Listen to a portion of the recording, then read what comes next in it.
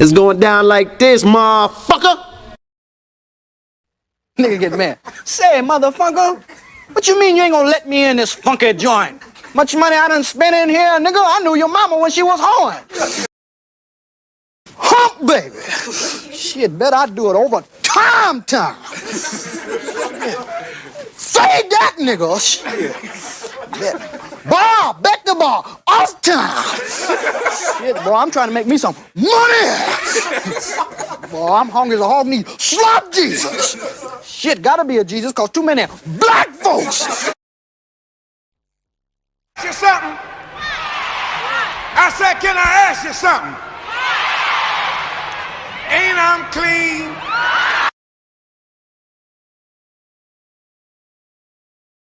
For what he has, he says that the only way that we can solve our problem is to unite together among ourselves, among our own kind. For what he has, he says that the only way that we can solve our problem is to unite together among our. For what he has, he says that the only way that we can solve our problem is to unite together among ourselves, among our own kind, clean ourselves up, rid ourselves of the evils that we've become addicted to here in this society, and try and. Yes, he destroy black boys. If you destroy him as a boy, he'll never become a man. Yes, he destroy black boys. If you destroy him as a boy, he'll never become a man. Yes, he destroy black boys. If you destroy him as a boy, he'll never become a man. Joe Beach, he looked down, seen his feet, the nigga went berserk, killed the monkey, threw the bat out the window, start kicking that bitch in the air. Group of you together, you never can tell who's who. Group of you together, you never can tell who's who. Group of you together, you never can tell who's who. I've seen a lot of black guys, Nipsey, but you're overdoing it. You don't understand. You don't understand. You don't understand.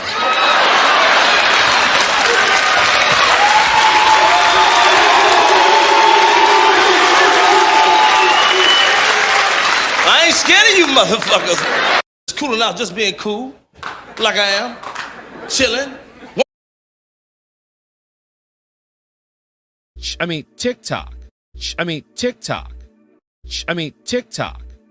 I mean, TikTok. A lot of the white content creators on TikTok get all of their dances from the black content creators. You're a philosopher? Yes. You're a philosopher? Yes. You're a philosopher? Yes. You're a philosopher? Yes. You're a philosopher? Yes. You're a philosopher? Yes. I think very deeply. I think very deeply.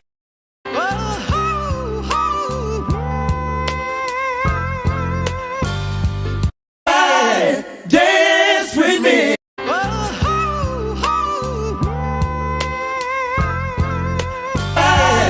Dance with me.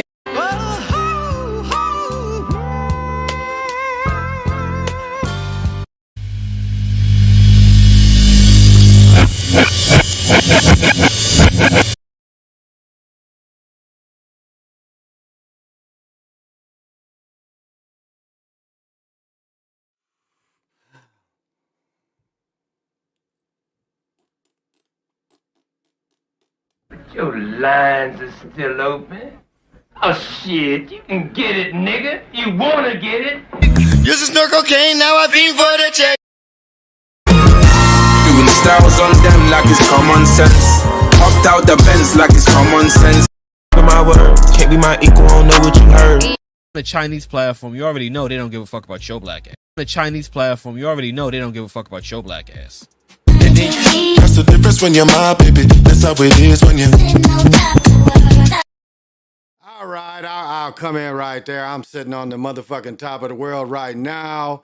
I am in Minnesota. If you should know that by now, that I'm in Minnesota. If you've ever watched this before, or if this is the first time you ever watch, you can see that I'm in Minnesota. And I see my main man and Crazy Sarge is in. Thank you for joining me, Crazy Sarge. And to be on this late, I know he definitely has. Got to have vision. But I'm glad. I hope whatever you're, it gives you abundance. Whatever you have going, I hope it runs and gives you abundance.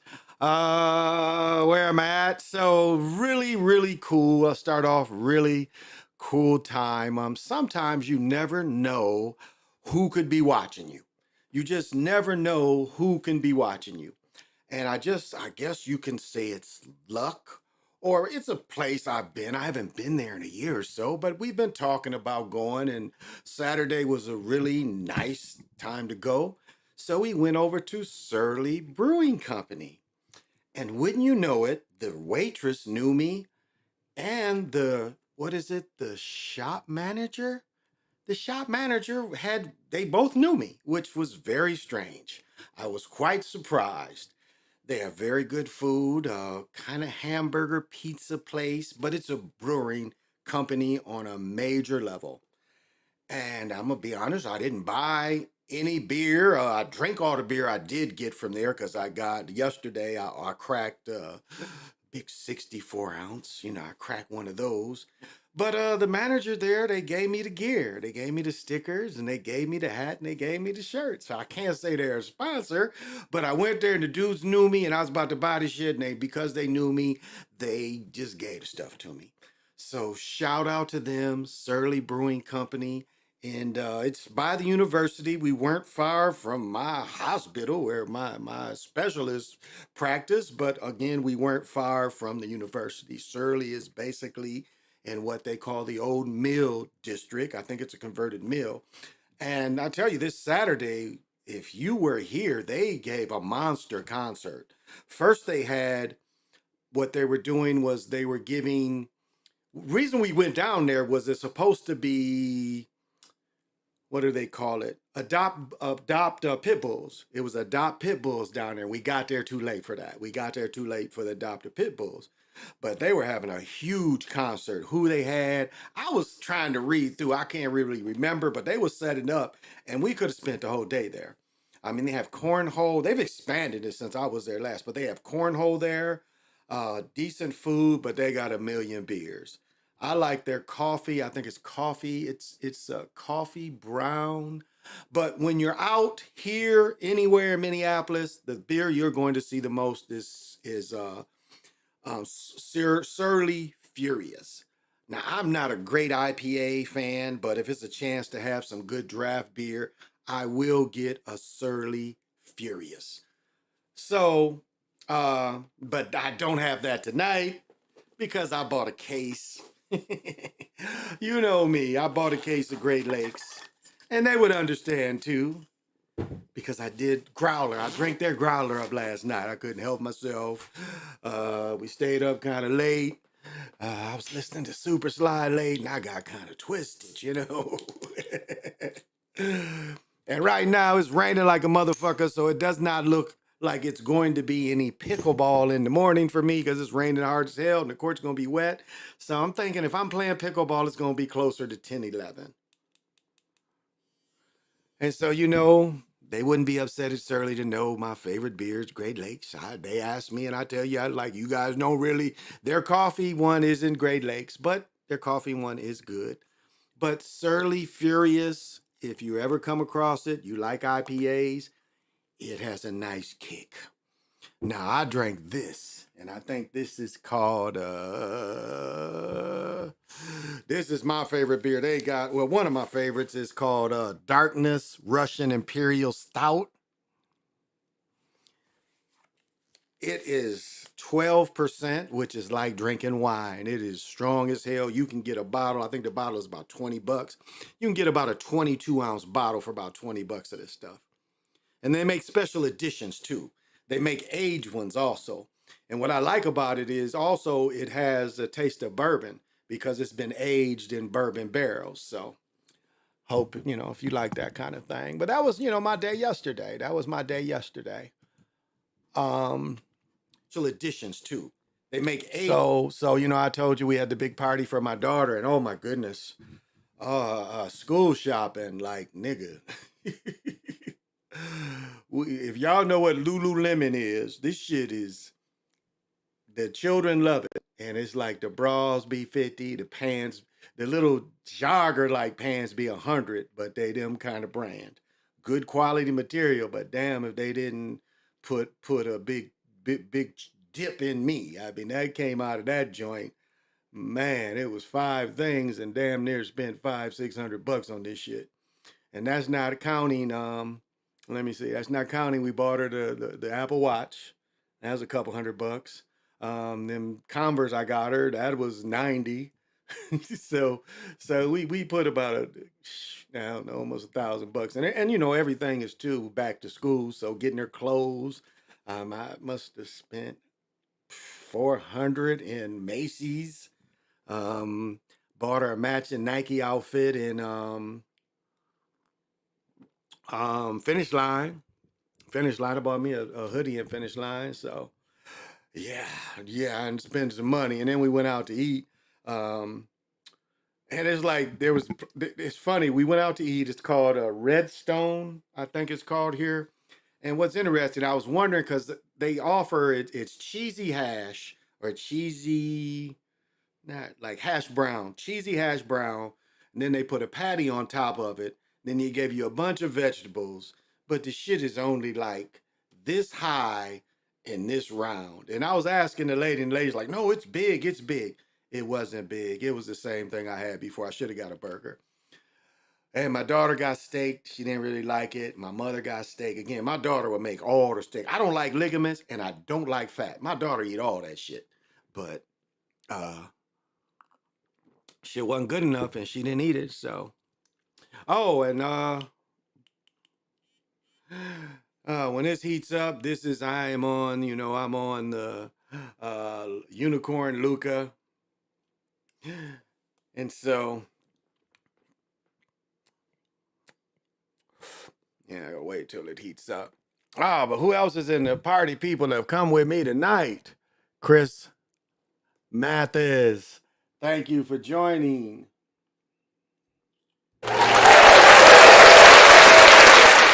And I know you definitely got to have vision.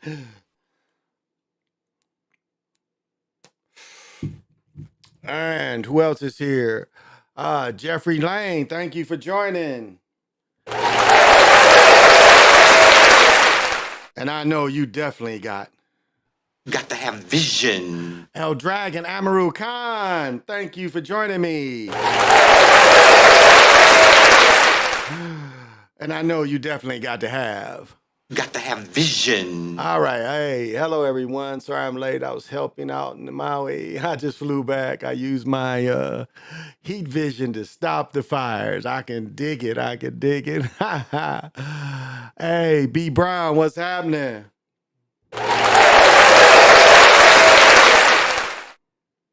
And I know you definitely got to have vision. And B. Brown, back from June, I didn't even know this shit was here. This shit, you had gave me a message that says you cannot teach him another man anything. You can only help him discover himself. The next few Great Lakes are on me. Happy birthday. So I'm sorry. That was very beautiful that you wrote that. I didn't even know that shit was on there. I'm sorry. I didn't say it at the time. But thank you. Thank you. Those were very cool words. So, smoke them if you want them. I think it just crapped out on me. No, I guess not. So, smoke them if you want them.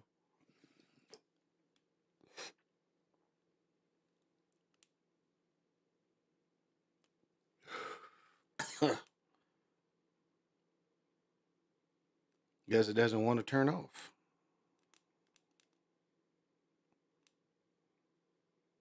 Well, I guess I'll just let it sit for a minute. The motherfucker will turn off eventually. Did you see the hail? Yeah, like this is what was weird about the hail and the storm we had. This is, I guess I didn't talk about this. I mean, I think I've been on since then, but so Friday on my daughter's birthday, we went out there to my brother-in-law's. He stays roughly, it takes us about 30, 35 minutes, which is common here. You know, we live on the east, they live on the west. So we go from Burnsville, which is on the east, to Minnetonka on the west. So, uh, and got the girls out there. They started swimming and they swam for 20 minutes and then it started raining. So it was thundering the whole time, but niggas be like, hey, I'm gonna let the girls swim. Niggas I be like, hey, the girls could swim, it's thundering, but it ain't gonna hit the pool. So I didn't let them get out. I didn't ask them to get out until it started raining. Once it started raining, they came out.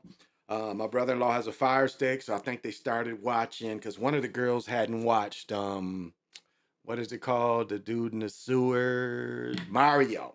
The Mario. One of the dudes didn't watch the Mario. Or excuse me, one of the young ladies hadn't watched the Mario video. So we had set them up downstairs.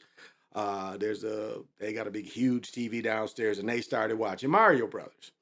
Well, like by the time I sat down, had a beer, it had stopped raining. I mean, it literally stopped raining 15 minutes. It stopped raining. On the way over there, my best friend calls me and he was like, man, it's storming like a motherfucker over here. What do you see? And I'm like, well, we riding out there to try to see how much of the storm we could beat. So he said, okay. So I get out there. He texts me and he's like, man, it's hailing and storming over here. I'm like, damn. I'm like, it ain't. I said, it rained over here, but it stopped. It's like when he texted me that it was hailing and storming, it has stopped raining. And literally, we all got in the pool. And the girls swim almost till 9 o'clock. So a lot of the hail damage did not hit where we was at. So it was interesting. It was like it didn't hit where I live east, it hit the north, and then it hit a few spots south of us too. And so, yeah, it was interesting because he ended up coming out there because when it stopped storming, he ended up coming out there. Because his daughter and my daughter are literally 14 days apart. And they've known each other their whole lives. They one time they're around each other, we heard them talking. They're like, my daughter's like talking to, and they were like, how did you two meet? They're like, well, we've always known each other because our fathers are best friends. And this is what's interesting is they call each other brother, but they're not brothers. But that's what they hear when I see him. I was like, hey, brother, we shake hands or we hug, so it was cool. She came out, she's growing. It's great to see her. It was great to see the other young ladies celebrate, Friday with my daughter. And today was kind of a celebration of school shopping, and the malls was packed. Now, did anybody, and I want to say this, while I'm on this subject, I'm going to say this. Did anybody see, and maybe I can find this. Let's see if I can find this. And, mob steals from. Yeah, this might be it.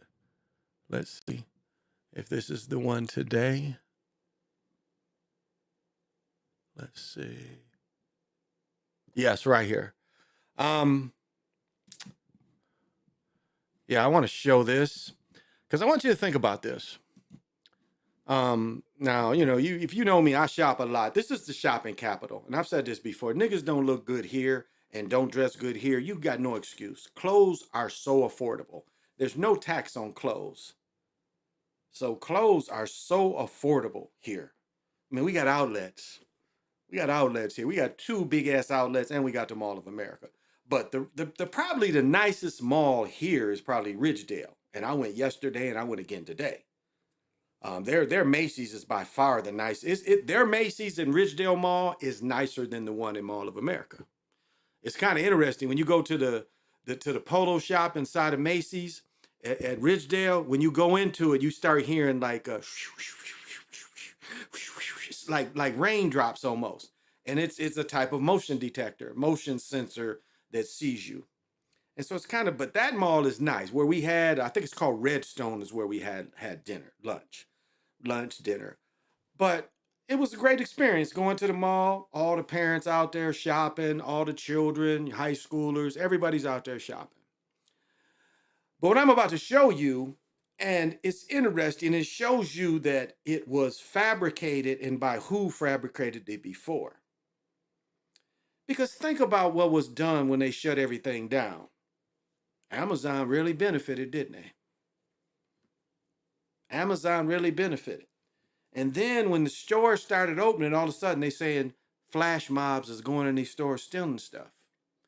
Now think about it like this. Who would benefit from malls closing? Because here in this area, malls are reopening. The Mall of America ain't never closed. COVID was the one time that it stressed it, but it never closed totally. They closed the rides down and shit, one of the biggest moneymakers out there, but the mall survived. But who would benefit if malls were closed? Mail order people. Mail order people. So when we see what I'm about to show, you can't help but think that they got something, that they're behind this. Because what we're about to see is fairly sophisticated. But again, what you have to look at is it's real and fake at the same time, but you got to look deeper and say, who benefits? It's like the mob has an old saying, when someone gets killed, who benefits from that death? And so it's the same thing with the action. If there's all of a sudden an unnormal society action, did someone benefit from this? And just to say that 30, 40 people got together, no, there's something behind this. Because there's something that would definitely benefit if stores closed down. There's a way you could starve a lot of people. But there's a business out there that would prefer, doesn't like malls, doesn't want you to try your shit on. Send it back if it doesn't fit. But I wanted to show this story, and I just want you to understand that what's really behind this story. Amazon has to be behind this kind of shit. eBay, all of them have to be behind this kind of thing. So I'm going to let y'all check this out because it was on my mind earlier.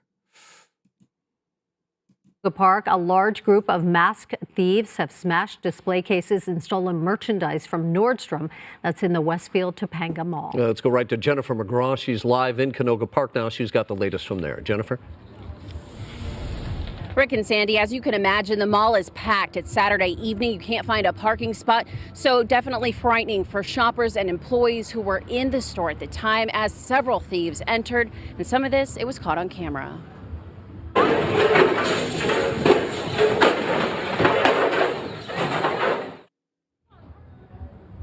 Chaos erupting here at the Nordstrom. You can see more than a dozen people masked, hooded, stealing high-end handbags and even dragging in the case where the bags were chained to. Police say in this case, someone used some sort of a spray to debilitate the security guard. Sadly, this has happened before. Back in 2021, 5 or so people robbed the Nordstrom here and used a spray as well, which caused the area to be evacuated. At this point, the store is still open. It's unclear if anyone was injured in the process. Police are still out here. One of the doors on the east side had caution tape on it, but the last time I checked, the main door here is still open. It does appear that the store is also open. We've seen people going in and out.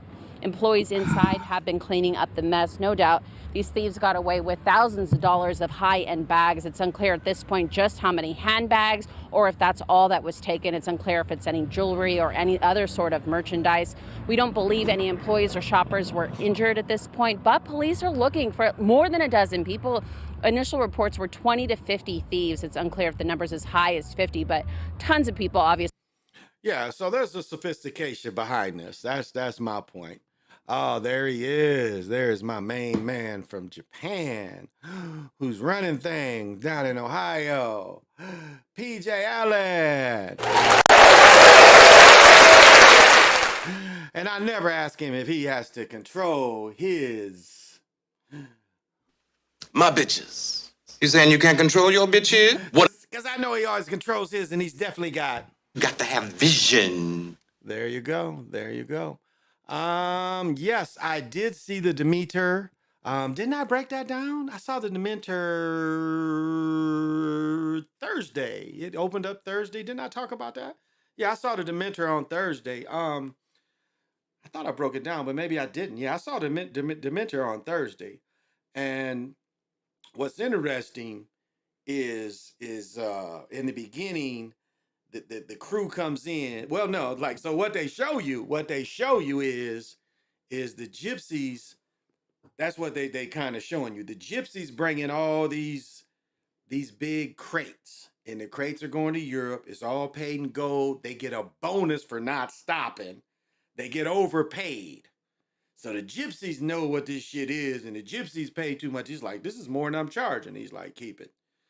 And then they hire one dude. So originally they hire one dude instead of the brother that's like the co-star or even the star. And they hire that dude. So the brother's like just kind of feeling the blues, and he's out there, and all of a sudden they trying to lift one of these big ass crates, onto the ship, and this motherfucker starts to fall. Now one of the background characters is Toby, and Toby is the ship boy. Now you don't really know if Toby is the captain's grandson or is Toby, how does he get this 8-year-old on the ship? He done been on the ship. Like the little nigga knows what to do on the ship. It was so funny, but he said he had to be at least 15, but he was short. So they said he was 8 or 9. That nigga was 15, 16, but anyway. So the brother saves Toby. The crate turns over, and this big dude who originally was hired sees the motherfucking dragon on the crate. He says, hey, he gets off the boat. He said, I know what that shit mean right there, and I'm not fucking with y'all. And he literally walks off the boat, and they put the brother on. But he looks at that shit, and he says, hey, I don't like that shit. He's like, well, I know what that shit means. And that's interesting. That tells you right there. So then, I'll tell you what's great about the movie. The movie was shot really great to give you the boat experience. I think it's on a schooner. A schooner ship is the way you pronounce it, maybe schooner. It's on that class of ship. But I mean, it really is shot where you understand this boat. What's cool is the boat was made where it had a certain kind of wood, and everywhere you was on the boat, when you knocked, it would echo through the whole boat. So that was a way to alert people something was going on. You could knock in one place, and the way those boats was made during that period, there was a kind of an alert. It would echo through the whole ship, the kind of wood. So, they going out to sea, and these niggas is happy in a motherfucker. They know they can make time. They gonna get 75 gold pieces, whatever they can buy, and these niggas is like happy. Well, the first day they find a chick. The chick is in the dirt in the hall. And the doctor decides the only way she's gonna live is to give her blood transfusion. And so the doctor starts giving her blood transfusions, and he kind of saves her. The rest of the ship is freaking out because women are bad luck. And then you start seeing the creature. Now the creature had a really interesting casket, because the creature, what was so cool is like it looked like all the crates were nailed down, but he had his casket where he could hit a button and it would come up, and he could get back into that motherfucker and the button would close, and it would look like, you had to open it up by trying to pry it up, when he actually had a fail-safe to get in and out. And so what the creature did is he had this woman hidden in dirt so he could feed slowly off of her. Because apparently, I think it only took 7 days. 7 days to 2 weeks. Or even 20 days. Whatever the fuck it took. It wasn't that long.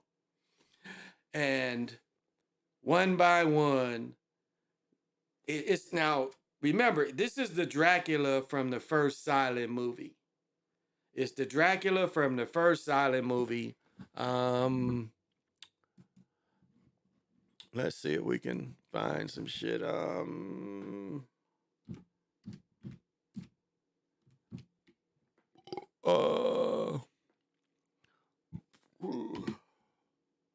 Let's see.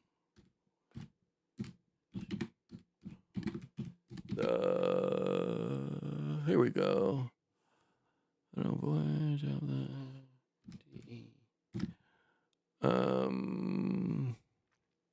Yeah, the last. Here we go. Let's see what else it'll give me. This will open up some shit. Yeah, and so this motherfucker right here, is really he is the the vampire from the silent movie era. This is the vampire from the silent movie era. In his weakest form, his wings don't form. But when he's fully charged up and fully blood, the speed, the wings, he's actually a full bat. It's like this cat really don't change in and out of being a bat because he's always a bat. And again, if you really look at who this is the American version of the Bat Cult, actually. If you look at the Bat Cowl, the cowl from Batman comes from the American Bat Cult. Or again, the bat had a high status in South America. And this, if you really look at this is a kind of mixture of the bat, and I call it a cult wrongly, and the Shalalak or the Shock storm god. It's kind of a mixture of that. So technically, even though it starts and you're thinking they're in Romania where they bring it back, but if you look at what they're presenting more of American version of the bat. In reality, this goes back to the silent film type of where he's always a bat. And I guess that's the different twist. He's always the bat. So, oh man, making noise and shit. My girl be like, why are you always making them noises? All right. So, slowly by slowly, he eats these motherfuckers. Slowly by slowly, he gets stronger and he eats these mugs. He feeds off them because that's what he had the girl there for. And what they come to find out later is that he was rationing them. He knew how many people he had to bite. And what's interesting, it was like I think they only needed 9 people to make that ship run. It was only like 9 people. And quickly, it was only 4 people to run this big ass ship. And so one dude, the priest, is religious. And, he's a Christian or Catholic. I think he probably was a Catholic. And he gets off the boat and he thinks he can row away. Well, by then, he just had enough blood to fly away. Now, one part that was interesting that really they never explained, but you kind of had to figure out, for some reason, Dracula took a lot of his dirt. Now they went into, he was trying to, go through and it was like a lot of dirt. Now, on the other hand, were there more bodies in those? They said they checked and there was nothing in there but dirt. So that's what they didn't really explain because some of those crates just had dirt. Now, again, does he need the dirt from the motherland? Because his aim was to go to a different population. Now, what's interesting, the girl that he feeds off of, she tells you, she says, that we've had to deal with that devil for centuries. For centuries, it was agreement that people were sacrificed to feed this kind of entity or this kind of demon or daemon, whatever you want to call it. That was really interesting. And she said, well, why is he moving? And she said, there's really no one else for him to feed on. He's almost, his controlled area, he's almost, did his old control. Again, that's, you can't just wipe out everybody. That's why I know that story where they tell you the lady was up in the castle and she was able to kill 1,000 people and, have pools of blood. That's cap. That's cap. More than 10 village girls is missing, just like the way they go after the monster. You notice I didn't say Frankenstein, the monster. His name was the monster. He wasn't Frankenstein. Frankenstein was the doctor. So that's interesting. That's interesting because it shows that if it was something like that actually existed, again, a type of humanoid that existed through time and was older, knew what to keep a village going and knew how many people it could take during the year. Because remember, the first thing it takes is he eats the animals. And the chef was like, there's never a ship without any rats. He's like, the rats all jumped off the boat. Because the vampire was eating the rats. He ate all their livestock. So that created a panic among the people. And so he fucks up everybody but the last few, and their idea is to try to sink the ship. and they sank the ship. But again, they don't kill him. So it's going to be another movie, a part 2. I don't know if people would care enough. That's kind of what you get, that there's going to be a part 2. But I mean, it was okay. It was thought provoking. It wasn't boring. It wasn't overly long. The visuals were good. The sound effects were good. The Dracula character was really cool. But again, he was the old type of more of a bat person.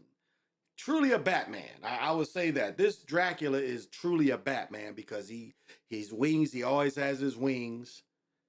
But he can dress and basically cover up and look like a human. So that's kind of how it ended. Hey, Jamar, 3224, thank you for joining. And I know you definitely got to have vision. Let's see. Some sort of spray is called OC spray. Huh. Some sort of spray is called OC spray. I am missing time for my birthday Friday. I don't know what the fuck happened. Yeah, Jeffrey did celebrate. Late happy birthday. Jeffrey did have a birthday on Friday, so late happy birthday. I just know I'm 45. Well, I'm 62, bruh, so I understand. Yeah, it wasn't a bad movie. We was the only one up in there, which, that's perfect for me because I can talk my shit. I talk like a motherfucker. And I'm going to tell the truth. I'm going to quantify. Until Super Sly talks shit about people talking in movies, that's been my MO for 40 years. I've never went to a movie and not to kind of talk shit. Now, again, not to disrupt, but like talking to my girl, talking to her, whispering in her ear and shit, is just, that's why I text little things to do notes. This movie, I didn't take notes or anything. It was kind of pretty self-evident. But it's the point is really interesting that people made agreements to let these niggas feed on them forever. And it reminds you of Nope. Because remember in Nope, he said he made a deal with the devil. And this is very similar. She's like, my people been, forever. And they looked on all her body. She had bites, which again, that symbolizes almost a sexual nature kind of in a way too.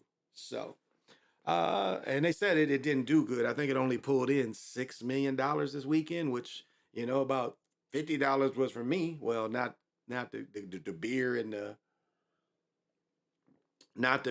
not the popcorn.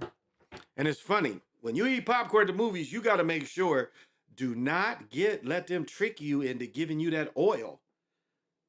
They give you butter flavor. When they let you just do it on your own, that is oil. So, I go to the movies a lot. I don't eat that shit. I put real butter on my shit or don't put nothing. But don't settle to eat that oil, y'all. You go to a movie theater, make sure they give you the butter and not the fucking oil. Because that's some nasty shit. It won't do you any good. He said he got fucked up. I do that too with my brother at the movies. That dirt was unconsecrated since before it was consecrated until Vlad the Impaler created it. Wow. I guess I hadn't thought about that. Wow. That dirt was unconsecrated dirt since before it was consecrated ground until Vlad the Impaler. Wow. And remember what Vlad did. It's funny, they get on Vlad for what he did, but the Russians did the same thing. The Russians did the exact same thing that Vlad did. When Napoleon came into Russia, they killed all the livestock, all the game animals. They poisoned a lot of the wells. They even tried to poison a lot of the water around Moscow at the time. But they get on Vlad for doing it. And Vlad, remember what Vlad did? He would kill them motherfuckers. He'd hang them up. And so Vlad actually had a forest of just bodies. Like for a forest of dead bodies that he killed of his enemies. But Russia did the same thing. When Napoleon came in, they killed everything, killed all the livestock. They did the exact same thing. So, But that's a good point, Crazy Cyrus. Thanks for adding that. Unconsecrated. Yeah. Wow. Wow. Thank you for adding that. I wouldn't have thought of that. I really wouldn't. They'd be pumping that up and all these unconsecrated earth, dead, dirt equals dead earth, dirt earth. Wow. What they thoughts on Maui in Peru? Maui, I mean, we know there are machines that can attack these things, but we don't definitely. The only pause I have for Maui is the people were caught off guard, and that's not natural. Where the fires come in so quick that the people get caught off guard, that surprised me. I'll quantify and say that did surprise me, because if you listen to them, that's what they're telling. So that part I don't know about. That seems like that's very rare that will fire. Again, the dry conditions, I understand all that, all the dry conditions, but seemed like it took those people. And it reminded me, remember when they attacked Michigan a few years ago?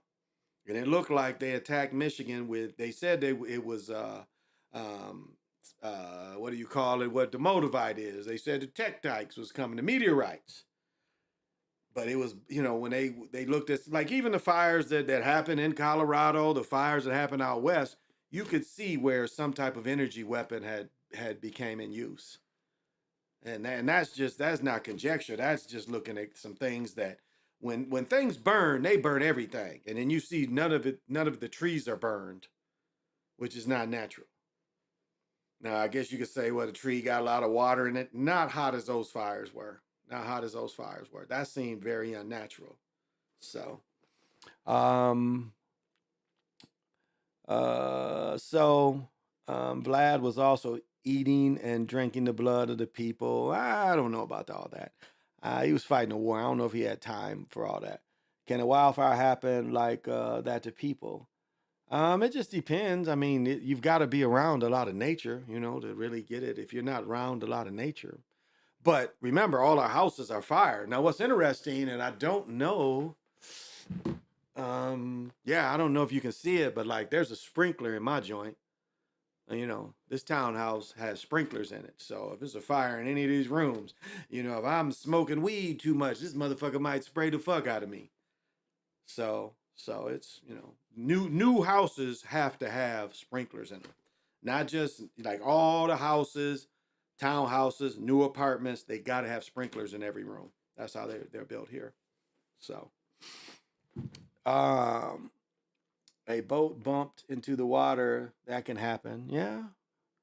Okay, yeah. None of those burned in Maui. Okay. The same thing happened in California in 18. Yeah. So, I mean, it would kill it would fry the people, no doubt. So, but yeah, the last voyage of Dementor was kind of cool. It was I had fun watching it. It wasn't it was thought provoking, and it was cool seeing, his plan and how he kind of took over and their plan to defeat him. And then, you get caught up into good versus evil, good versus evil.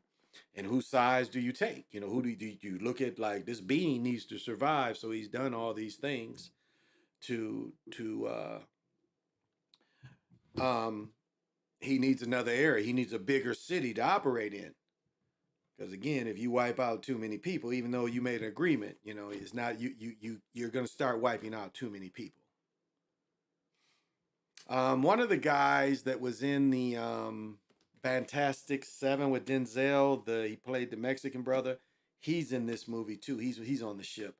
But for those of you that like ship movies, I mean, this was great. This really gave you the great sense of being on a boat. I mean, it really did. They went into the, the depth of the boat, the holding storages. And, it was interesting for a boat. They wasn't talking about, in the slavery. In the cages was animals. There wasn't no people in there. So it wasn't no slavery in there. Usually they want to show the boats in the slavery. But it gave you a great feeling. Gave you a feeling what it was like to live on the boat. And I thought that was cool. I thought that was well done, actually. It was actually well done seen boat life and how a boat functions, how everybody helps into making the boat run. And the brother said he could operate on the boat, and the dude said, "Well, if you show me that you don't know shit, we're gonna throw your ass off." And they're lifting some sails, and he's riding a step. He knows what to do. So it wasn't bad. It wasn't a bad movie. I mean, it was that or watch freaking the Ninja Turtles. Watch the Ninja Turtles. So it was one or the other. So, yep. A boat burned in the middle of the water. Can that happen? Yeah, a boat could catch on fire. I mean, think about when boats would shoot cannonballs on each other and shit. You know, you shooting cannonballs at each other and you ignite gunpowder that you use for the cannonballs, the ship will burn up. So yeah, absolutely. Those old wooden ships would definitely burn up. That's why they switched to the iron ships in the Civil War. And what's interesting, if you look from the Civil War up to World War One, how quickly they built metal boats. I mean, people forget that aircraft carriers was almost invented in World War One. They had aircraft carriers back in World War One. They weren't as effective, but they had them. So the technology hasn't changed. Heard one of my turtles. What? What is that? What did PJ say? It was almost invented in World War One. What did PJ say? I heard they made one of the turtles gay. Yeah, I don't know. The summer movies have been bad. Yeah. So I don't know. I didn't see it yet. So it was like, which one we gonna see? I said, well, we know we got the vampire movie because they premiere Thursday nights. Most movies come out Tuesdays or Thursdays. Couple we caught on Tuesdays, so they come out Tuesdays and Thursdays, and we go we're gonna see the Equalizer when it comes out. That's September 1st, I think, or something like that. So I'll see that shit. But I guess no. I mean, there's a boat in Maui's totally surrounded by water and it burned. Okay. I mean, yeah, definitely. Yeah, it still can burn. I mean, yeah, it's even these big yachts. It's been these big yachts you see, they can catch on fire. So yeah, that's absolutely it can. It can surround it. It'll burn up and then sink. Even with this modern technology, the boats will burn up and then sink. It's small boats. You ain't ever watch one of them rescue boats and shit? It's like motherfucker done damn near cut his leg off, and it's a storm, and the Coast Guard has to come and shit. Yeah, all that. Motherfuckers fuck up a boat. Shit, yeah, a boat can burn, definitely. I was trying to see if I could get this footage of them dropping these babies out of Second Story, but I haven't been able to find it. Yeah. There are over 1,000 people dead there, and they're trying to hide it. Well, right now, I think they're up to admitting it's 100 that died so far. So it doesn't surprise me, and it happens so fast, and it's overwhelmed people. So that's the part that gives me a pause. Oh, in Peru, I talked about that the other day. That was gold smugglers. Or people trying to illegal mine mines. That's what happened in Peru. And they were trying to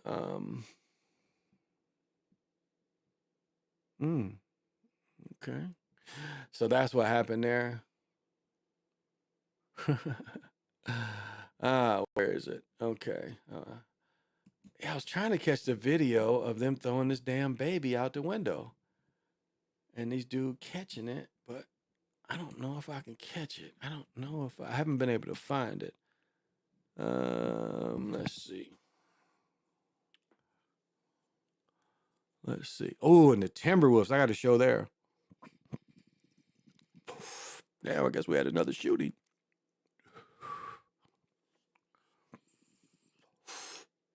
Oh, and Ed Sheraton was here yesterday. Or Ed White. What the fuck is his name? Forgot. I think he played at Excel. What is his name? Ed Sheehan. Ed Sheehan he came to the Mall of America and played. Ed Sheehan, I think is that nigga's name. Dang, where's the little girl that fell out? And this is, I'll show this. This is what Jeffrey was talking about. This is not far from me. This was the amount of damage that you see. That, again, it came, this is mostly north of me, I'm pretty sure. This is north of me. Friday's storms was definitely visible on some of the cars that were hit by hail, like these photos from Buffalo Lake. What about damage that's a little harder to spot? The hail also caused thousands of dollars in damage to roofs around the area. WCCO's Jason Rantala shows us the warning signs experts say you shouldn't ignore. This was a common sight across the Twin Cities Friday. Hail the size of golf balls, sometimes even larger. Larger than golf ball size for sure. Yep. It's why Ryan McCarty has crews out from Sella Roofing and Remodeling, inspecting the roof of his Golden Valley home. So he's up there looking for hail damage to the shingles, valley metals, all the accessories, and he's using a chalk to mark them. This was a pretty significant storm, especially with the size of the hail that came down. It was over 2 inches in diameter. Luis Hernandez with Sella says this is his 20th inspection so far Sunday. He's seen roughly 50 roofs this entire weekend. Hernandez says one big sign something might be wrong with your roof after the storm is water leaks. Another thing is if you have any damage to your window wraps, your siding, your downspouts. Obviously another indicator is your cars. Hernandez estimates costs of repairs to be between $16,000 and $17,000. By looking at what he outlined, it seems like it's pretty significant, especially with how many circles he has up there right now. Hernandez says it's important to address concerns now so you don't have major problems down the road. It could be within a couple of years where you'll start noticing some water leaks in your home. It's not something that'll happen, Damn, this nigga said 17 racks for your roof. Damn. Shit, boy, I'm trying to make me some money. I guess that's what Fernandez is trying to make him some. Shit, boy, I'm trying to make me some money. By saying your roof is fucked up. Okay, let him go. Tomorrow, the next couple of months, but... And you know I get all of them. I like this. He's out inspecting and his shirt is clean. He is stiff. He gets a pass. Let's go. That's something to be aware of in the next, couple of years. In Golden Valley, Jason Rantala, WCCO News. Visible on some of the cars that were hit by hail, like these photos from Buffalo Lake. What about damage that's a little hard? But yeah, look at this car. It fucked this car up. Look at that shit. Looked like this car got shot up. Wow. It looked like this car got shot the fuck up. And look how it's so much hail on the ground it looks like snow. Look at all that. It's so much hail on the ground it looks like snow. All that in there looks like snow. So that is interesting.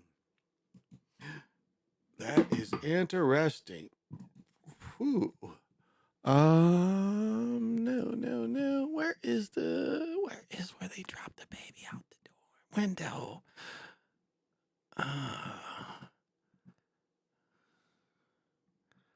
Where is the fire where they dropped the baby out the window? Oh, well. There's other debauchery I can show you. Let's see. Yeah, right here, the way they do it here. And we begin tonight with breaking news happening. Yeah, okay, it's always breaking news. Yeah, but it's, again, damn. It is just, man, the way people get murked, you just never know. You just never know. But here we go. With breaking news happening in Minneapolis, a shooting investigation is underway at an apartment building south of downtown. WCCO's David Schumann is live outside the building that appears to be the focus of this investigation. David, what do we know so far? Well, Derek, we just saw Minneapolis Police Chief Brian O'Hara arrive here on scene to be briefed by an officer as... Let's not forget this guy used to play on Mad TV. You can see... Several squads right there. Remember, he played. Was it Stoey? What was his name? But that was him. He used to play on Mad TV, if y'all remember. are still here investigating. We've seen Hennepin County Sheriff's personnel as well. Now, the details of exactly what happened here tonight are sketchy right now, but multiple neighbors have told me 3 people were shot, one possibly in the head. The last of the ambulances left about 2 hours ago. We don't know. Wait. Where did they get this nigga from right there? Look at this nigga. Is he delivering Chinese food and shit? You know, what is this nigga doing? Where did they get this nigga from? Where did this nigga come from right here? What is he wearing? Oh, we need my man to come in. What are we doing? What are we doing? I don't know. This motherfucker's got like a coolie hat on. I mean, the t-shirt is very young on him, but what is going on here? What are we doing? What are we doing? What are we doing? What are we doing here? How did they get this nigga in the shot? Like of all the shit they get, it's like, hey, we need to get that big greasy nigga there in the shot. One possibly. Look at this nigga here, y'all. Like, how do you even put this outfit together? He got some kind of chain on and shit. He's like, yeah, you know, I'm gonna wear my coolie hat and shit, you know. What are we doing? What are we doing? What are we doing? Look at this motherfucker, man. This nigga looks like he is triple pregnant. This is the motherfucking Michelin Man. That's the fuck what this is. This is the Michelin Man. This Michelin Man been hiding this shit. Look at this. What are we doing? Sly, that is the motherfucking Michelin Man living in Minneapolis. He got the coolie hat on. This is the Michelin Man. What are we doing? This is the Michelin Man. This nigga got tired of working on tires, so he went to the hood in Minneapolis and downtown.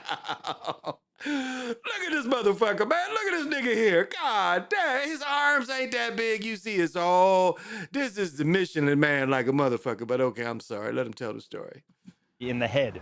The last of the ambulances left about 2 hours ago. We don't know the victim's conditions at this point.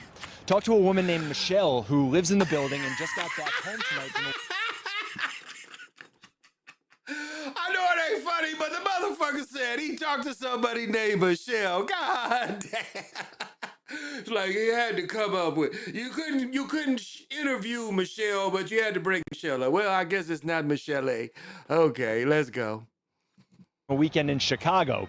A frightening way to start the week.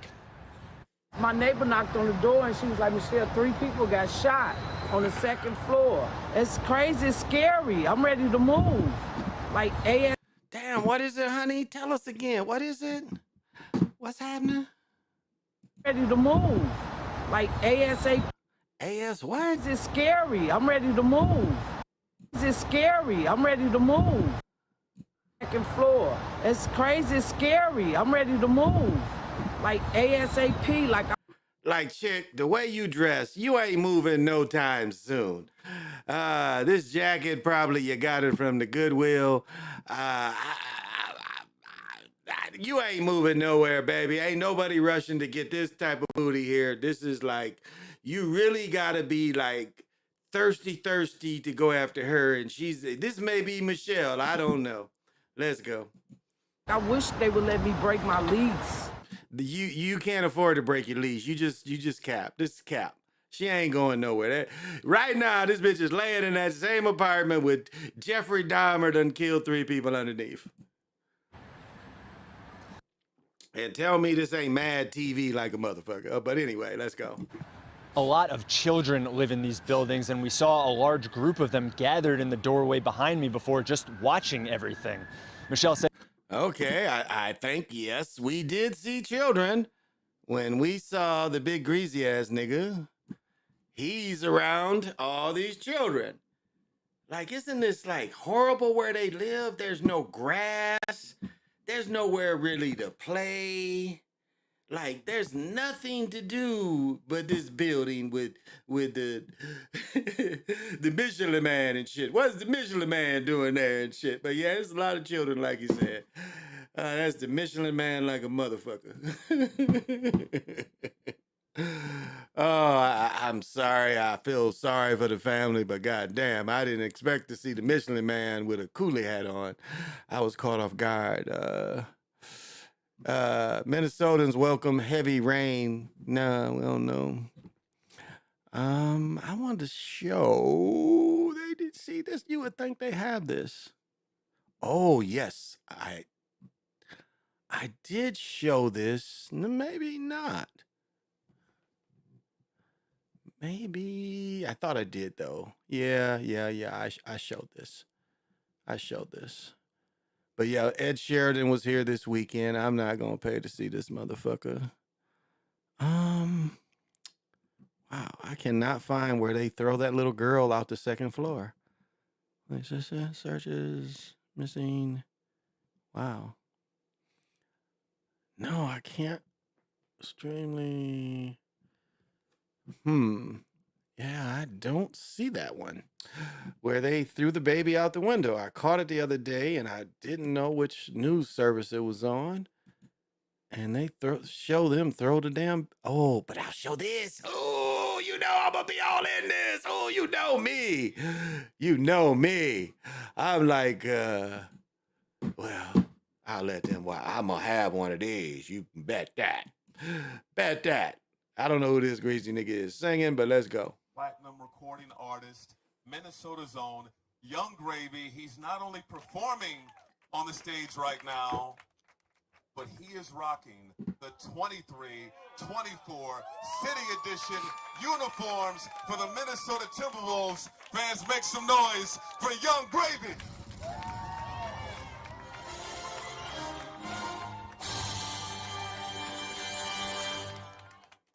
Oh, those are stiff. When I saw them earlier, oh, I'm definitely getting one of these. And I'm getting that same number 5 because that's Ant's number. Ant's new number is 5.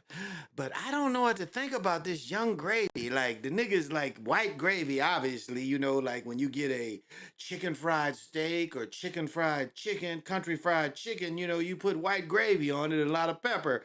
And so this is white gravy. Like, I don't know, like if you in line and shit and you like you in the line to get your name, is like, well, what's your name? He's like, you know what?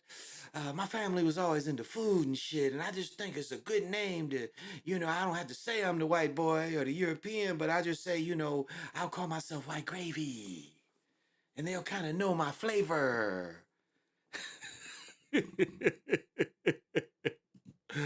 This is White Gravy, y'all.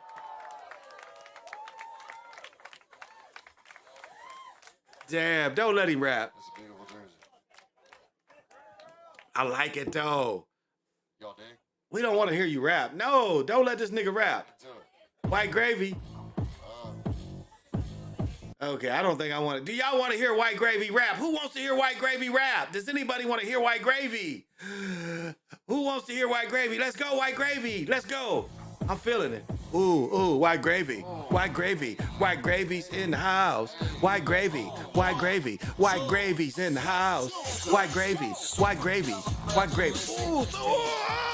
Ooh. Ooh.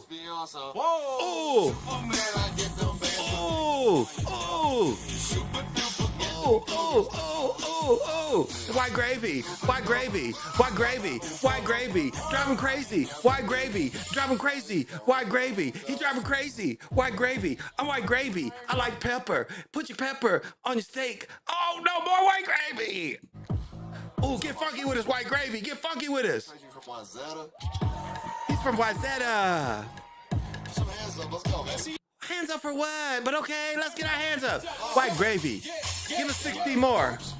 ooh, ooh, ooh, ooh, white gravy. Ooh, ooh, ooh, white gravy. Ooh, ooh, ooh, white gravy. Ooh, ooh, ooh, white gravy. Ooh, ooh, ooh, white gravy. White gravy, white gravy, white gravy. White gravy is a lame. White gravy is a lame. I'm not feeling white gravy no more. So let's turn his ass off. White gravy. White gravy's not funky. This nigga called. This nigga is white gravy. Come on now. Get the fuck out of here with that shit. But the jerseys are stiff. I saw them earlier. As soon as they get in the shop, I'm going to have one. I'm glad I didn't buy the other bullshit. I'll get one of these. I gotta get the Viking shit. I gotta get the Viking shit. I gotta get one of the light green eagle shit. Yeah, I just forget to get the shit, but I gotta get the shit because I like jerseys. See, when I die, it's gonna be a lot of motherfucking hats, a lot of motherfucking shoes, and a lot of goddamn clothes. They're gonna be like, well, you know, those clothes back in the 2020s weren't very cool clothes. Well, they're free, nigga. What else you got? So you know who White Gravy is. I've introduced White Gravy to the nation today. So all the people that are subscribed to the Chocolate Mountain Show, Big Pontiac, I've introduced you to White Gravy, that you can come back, and if you need some White Gravy inspiration, there he is. Never heard of him before, but he's around.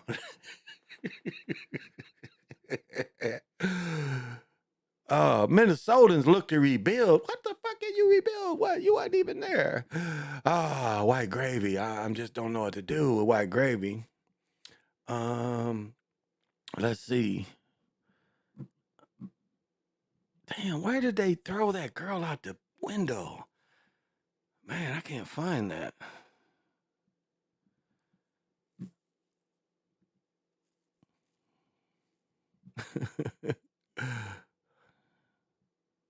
What?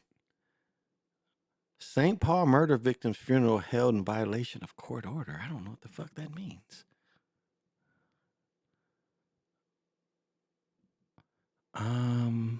Damn. Goddamn. I can't find where that lady threw his ass out, that baby out the window. But I don't know if this is interesting. Oh, right here, I think. No, this ain't it. This is not it. For a rescued home, no, this is not it. Where did they throw that baby out the window? I mean, they threw both children out the window and the parents. But this doesn't, the one I see here doesn't show them do it. I can't find that one. Can't find it. Can't find it. How to find? Oh my goodness. Like, okay. I hate for anything to happen anywhere, but when you see too much of it and shit, you kind of know that it's something different. Like, yeah, why do we care about fires in Maui? Like, why do we care? Why are they telling us? Like, why are they telling us? Why do they want to make sure everybody in the country knows about that? I mean, I guess it's probably an attack. Oh, I love these stories. Okay, I love these stories. From Pennsylvania, where this is our favorite ugly newscaster. I'm sorry, honey, but you just don't get it.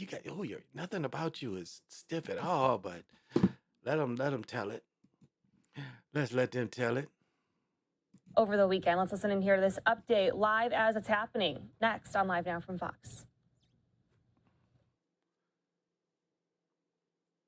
A little more details. All I can do is express my condolences and gratitude and thanks for the people who've come out to support the families and the community of Plum and the loss that no words can convey on what we're doing. We've had reaching out from the highest levels of our Commonwealth, Governor Shapiro and Lieutenant Governor Davis. I know I'm joined here today by State Senator Jim Brewster, along with State Representative. All right, these niggas talking. Can be provided for. Show us what the fuck happened. Our hearts go out to all the victims. EMS treated 57 firefighters on scene for minor issues. That could have been anything from a strain sprain. All right, I want to see the house fucked up, and they ain't really showing it. God damn, they ain't really showing the house. Wow, but look at this smoke. Look at all that smoke. Wow, wow. Yeah, you can't really see the house too bad. Yeah, but wow, look at how much smoke that house. Okay. That's a crazy story up in Pennsylvania. They get some shit up there too. Pennsylvania, it'd be a lot of people getting murked up in Philly. 5 killed. Is this the same story? Yeah, this is it. This is, I think, the same. Yeah, killed 5. Let's listen to this guy. Today we learned 5 people were killed. Okay. This guy used to be on national TV. Now he's on this shit. He used to be on CBS. Okay. So 5 people were killed. Okay. Let's see if they can report it a little more. Has more. A doorbell camera shows the moment this home in Plum, Pennsylvania exploded. The force of the blast obliterating it. We have a whole building completely gone. We have copious amounts of debris and damage to the surrounding area. We're trying to evacuate. Flames immediately engulfed 2 other homes, burning them to the ground. The explosion sending debris flying. 5 people were killed in a deadly explosion that destroyed 3 homes and damaged several more. It happened in a neighborhood east of Pittsburgh. CBS News' Astrid Martinez has more. A doorbell camera shows the moment. Wow, look at this motherfucker explode. God damn. Astrid Martinez has more. Look at the force. Look at the force it did to blow up. It blew up real good. Damn, look at that fireball. This had to be meth. This had to be meth. This had to be meth. Wow, look at that fireball. People were killed instantly. Damn.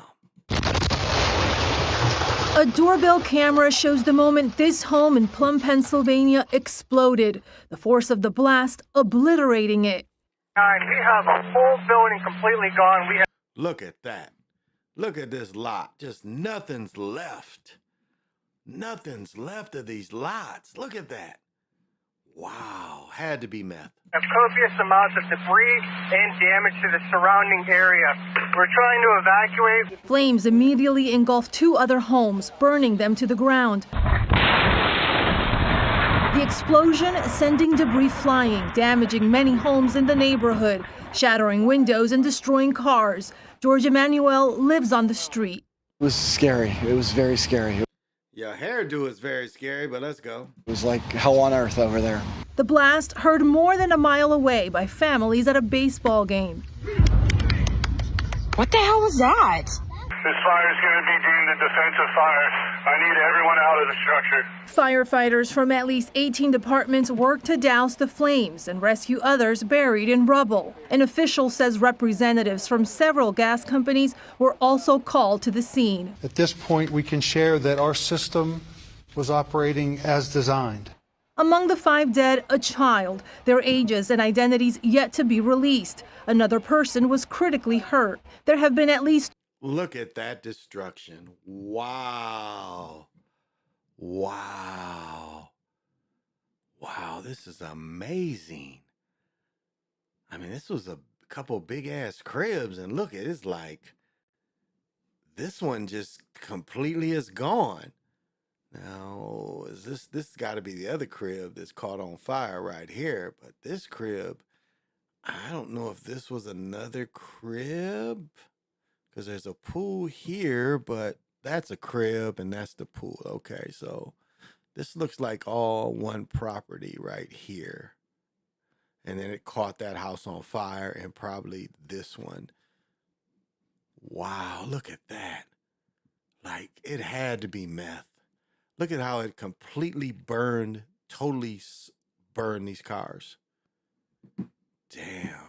This is crazy. 2 previous house explosions in Plum in the past 15 years. The most recent was April of last year. In 2008, a house explosion destroyed 3 homes and damaged 11 others. The cause of this latest explosion remains under investigation. Wow. That is just unbelievable. It's like you could see, you know, if it was war, you know, and it got hit by a fucking missile could blow you up like this. But I can't see anything but meth doing that. What y'all think? Meth? Now I've seen video of them drones blowing up stuff and causing them mysterious fires. Yeah, because that looks like... but it's funny, okay, what they just told on themselves is saying that other fires have been there. So what caused the other fires in this area? Is this a test area where they've been attacking the homes? Because this home, you know, the gas people come out and quantified. Our system is okay. It doesn't look like it's our system, because that's the first thing people gonna think is was it some type of gas leak? But what happened to the other homes that blew up like that? And again, you know, I've done stories, 3 or 4 houses here blowing up. This last 30 days, I've did at least 3 stories. The story I was just telling you caught on fire, where they literally throw the children out the window. They throw 2 babies out the window, and I can't find it again. And, you know, it's so like Eden Prairie, not far from me, very not like this is a nice neighborhood. I mean, look at this neighborhood. Again, what state is it? Pennsylvania? I don't know what the housing market is there, but this is a working class, upscale neighborhood. Look how clean it is. I mean, look at this. I wouldn't want to live near this tower like that. That's too much radiation to be living near, but look at that. Look at that. And this kind of, look at the teeth, looks like teeth right here. And it's like, in the fire. Yeah, it looks like meth like a motherfucker. But yeah, it could be. You could be right. I mean, yeah, they could make motherfuckers' house blow up.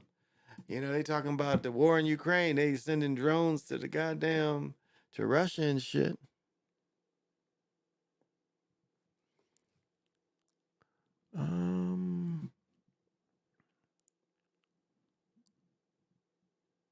What? Record show Great Salt Lake back from the brink? That's crazy. That is crazy. From Pennsylvania, where 4 people have been killed. That is crazy, insane. Can show that, but I can't find where the people are falling out the buildings.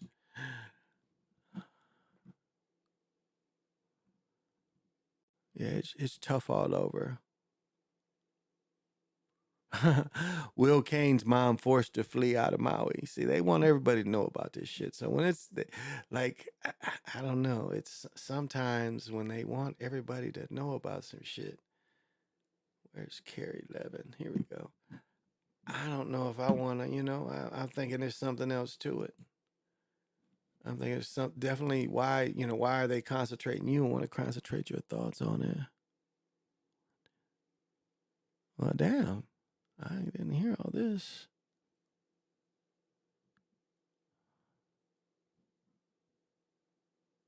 Let me see. How long is this one? So, I didn't quite hear about this. Well, let's let them tell it. Violence in Minneapolis.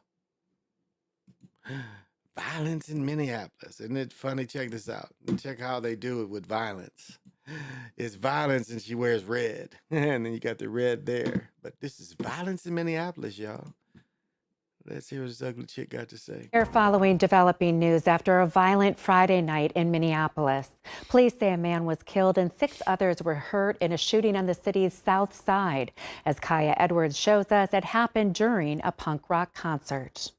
Yesterday shows we have a whole lot of work to do. In a news conference with the mayor following a violent night, it's completely senseless. Police Chief Brian O'Hara says 7 people were shot in one location Friday, including a man in his 30s who died on scene. Most of them were graze wounds, and one person who went to the hospital did require surgery. People in the Twin Cities punk rock community say it happened during a concert. Police confirm several people were gathered in the backyard of a home on 22nd and 16th Avenue South, the 3rd precinct, when 2 people approached from the alley, firing multiple shots. We know 2 suspects ran from the scene. I can't confirm that there were 2 shooters, though. Police recovered 10 shell casings. We believe at least one of the persons was being targeted by a shooter. As investigators work with ATF, the Firearms Bureau, to follow up on leads, people are crowdfunding for the victim's family and his partner, with over $100,000 raised in less than 24 hours.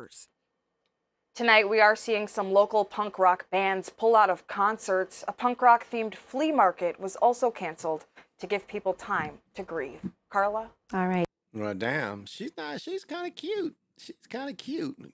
This is her hair. This is a weave, but she's cute. She's cute. We give her that she's cute. She is. Huh. That is crazy. I've seen video. Yeah. Oh, I could just, man, some of this shit is just so funny. It's like, and I already talked about the cop getting shot. Wow, 8 injured in mass shooting in Memphis. What? Really? Come on. This is where my cousin is a cop down here. And he's been a cop forever. But I guess this was a shooting in Memphis tonight. Didn't know about this. Let's let him tell it. Up in the head.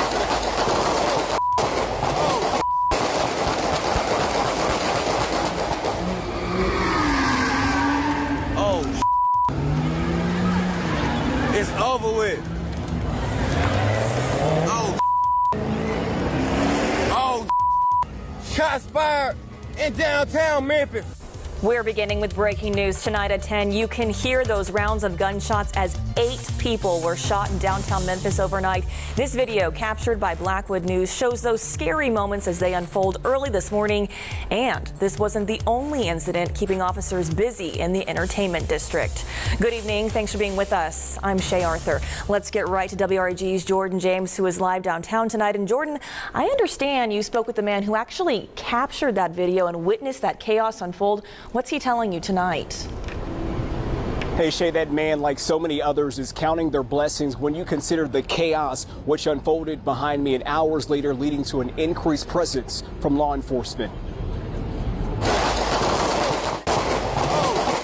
Gunshots erupted in the heart of Memphis Sunday morning. Shots fired in downtown Memphis. Shots fired. Dozens of rounds were fired into a crowd, leaving 8 people between the age of 19 to 54 wounded. It's just, man, just seconds away, just minutes away. I could have easily been down there right there. Lofton William was not on the ground during the shooting. He was on top of a nearby parking garage, documenting Memphis's nightlife for his media company, Blackwood News. Everything was going good. Everybody was just vibing, playing. They had the music playing. Then all of a sudden, all you hear was about good 20, 25 shots ringing off. Hours prior to the shooting, video shows a group of people gathering, drag racing, and driving recklessly. At some point during the unsanctioned event, a Memphis police officer was assaulted and suffered minor injuries. William witnessed the aftermath. It was out of control, from the fights to slideshows. The police trying their best. They really couldn't do nothing. These folks out of control with these cars, so it was over with. This shooting comes as downtown crime is under a microscope following several incidents ranging from auto thefts to shootings, leaving many to question their safety. My heart is broken. So much happened. We can't go outside for violence. People, if they're not killing people, they are taking their car. She went outside to get this weave, so I think you can go outside. She said you can't go outside. I think you go outside to get that weave, so you can go outside. You can't go to the store. Can't go to the store. Now what? You can't really see any, you can't see any rounds hitting. This area up here is where it seems smoky, but again, most guns ain't a whole lot of smoke, but up there somewhere it appears where the shooting started, maybe? Okay. Where's everybody looking? Where's everybody looking? I'm trying to see the reaction. Okay, they're looking there. They're looking where I said. Now, these dudes is looking up the street, but not enough. Well, not enough people are looking this way. So she's still twerking. So, you know, she was shaking her ass. You see that? She's still shaking her ass. She's still in the twerk position while shots is being shot. She's still twerking. Only black folks. See, she went from, okay, they're running like it's under them. So everybody, they're running like it's coming from this way. Okay, the way they're scattering. Yeah, it's coming, but you can't really see anything being. As for this latest shooting. Yeah, so they're running away from this. Okay, so it's coming from under there. All of the victims are expected to be okay, and police are still searching for who's responsible. And I can't tell you at this time, police have not released a motive for the. You see how clean he looks now. The only thing is we don't know if he has a T-shirt on, but that's stiff. Okay. Okay. I didn't know about this. I'm going to have to hit my cousin up to see if that nigga's safe, but that nigga's like John Wick, so I know that nigga's safe. He's safe down there. Shots fired, fight at local football game. God damn. I didn't even know it was local football games yet. Let's see. Shots fired, fights at local football game. I didn't even know football games had started. High school football started where? Let me go back. Where the fuck did local football? Where are they playing already at? I didn't know high school football was out yet. Okay, let's let them talk it. Tell us. Ducking for my life. I was trying to run. I would run. Cordova High School senior Luis Garcia says he was there when shots rang out during the 2023 Memphis Shelby County Schools football jamboree at Cordova High School. Okay, for those of you that never played football, let me tell you what a jamboree is. A jamboree is the first time you take your team on the road, or if you're hosting it, and you scrimmage all day. For those of you that didn't know what a jamboree would be, it's all day scrimmaging. You're bringing in schools from out of conference because you don't want to scrimmage. You don't want to scrimmage teams you might face. So you're bringing teams from out of conference and you play several games. I've been knowing about jamborees since I was a young guy. But for those of you that have never been exposed to a jamboree, that's at least what a football jamboree is. Scrimmages. Let's go. 5 games involving 10 schools were scheduled to play. I was scared. I'm ducking for my life. According to Memphis Shelby County Schools, someone fired a shot into the air at a stadium parking lot. The district says no one was injured. Then all of a sudden you hear something pow pow and people start running. This mother didn't want to be identified, but says she had just dropped her daughter off when the shooting happened. I tried to go to the area because at that point my child wasn't answering her phone. The Shelby County Sheriff's Office says 2 vehicles fled the scene. One of the cars was spotted at a nearby gas station, and 4 people were detained. 19-year-old Cameron Kimbrough, a 17-year-old, a 15-year-old, and a 14-year-old. Detectives say they found 2 weapons in the vehicle. All 4 suspects were arrested on weapons charges, but it's unclear whether or not they are responsible for the actual shooting. Then, over at the Whitehaven Stadium, a massive brawl broke out at the jamboree. A viewer shared this footage of football players fighting on the field. Memphis police say several fights broke out on school property. Police made multiple arrests, with the youngest being a 15-year-old girl. This jamboree consisted of 6 games involving 12 schools. In a statement, MSCS says 25 sheriff deputies and school resource officers attended each event.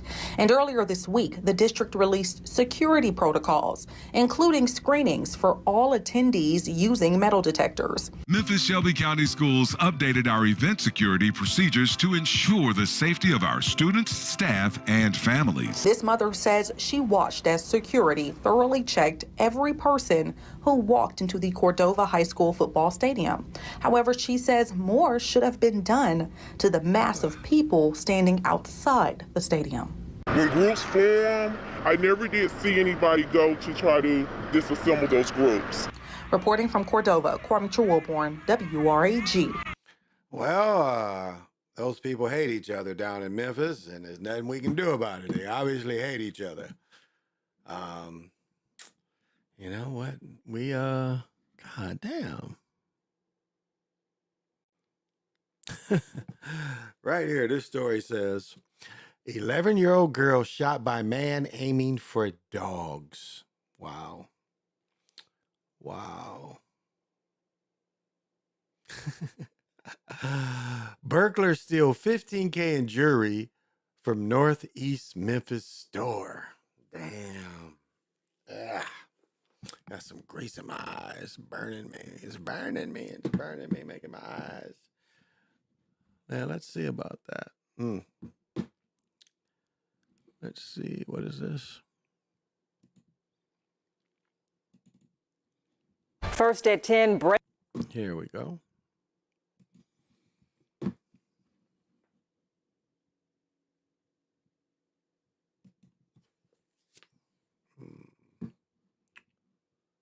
Brazen burglars target a jewelry store in Northeast Memphis overnight. Hello, I'm April Thompson. Greg and Stephanie are off tonight. The thieves left a big mess behind. WRAG's Bria Jones joins us now live after talking with the owner about the theft. Bria. Well, April, the owner of Weimer's Jewelry, says with this recent trend, he knew sooner or later that he'd become the... Okay, am I wrong? But isn't her neck sweating? Like, her neck is sweating. Like, why didn't they put some powder on her neck? Because her neck is sweating.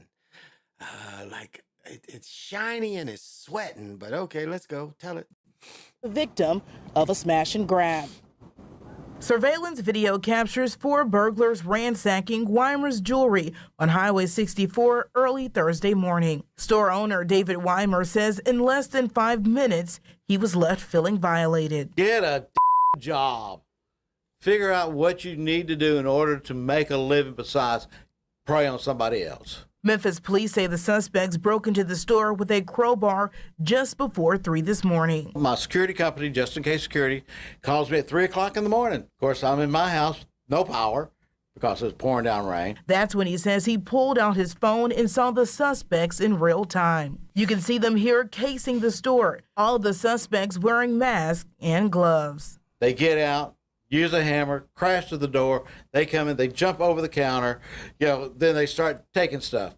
They took my garbage can and filled it up with silver. By the time the cops arrived, the suspects were long gone in this white Infiniti, leaving behind this trail of destruction. Weimer says they got away with $15,000 in jewelry, stealing a Rolex and snatching his register with $60 inside, mainly stealing sterling silver and steel jewelry. It's going to cost me $20,000 to fix the showcases. Realistically, I'm going to be out $50,000 today. Thank God for insurance. Weimer says he even had guns inside the store that weren't touched. But had he been inside, he says that might not have been the case. If they had been here with a hammer, I'm sorry, I probably would have had to shot all of them. And I'd hate to say that, but something needs to be done. If this is what it takes to wake them up.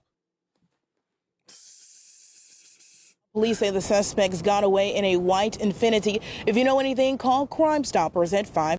Honey, you need to call somebody about powder on your neck because your neck is sweaty. Oh, this chick got a sweaty neck like a motherfucker. Sweaty neck chick. Okay. Oh, well. Smash and grab. God damn. Like, what is going on in Memphis? Woman says ex-boyfriend shot her 5 times. Golly. What's it say here? Cheddar employee attacked on the job gets help from WREG. Moments guards realize millions stolen. Moment guards realize millions are stolen. I think they caught him. 5 charged for East Bay. Is that where we were? East Bay? Berkeley's Northwest Memphis. This is 10 days ago, right? 10 days ago? They got caught? No, I think this is somewhere else. Oh my goodness. Memphis is damn. So I was ducking. He was ducking for his life. Ducking for my life. Dun, dun, dun. Damn, I'm going to call my cousin like, man, how do you do it? It is rough. If it ain't right, it ain't real, I guess. I don't know, y'all.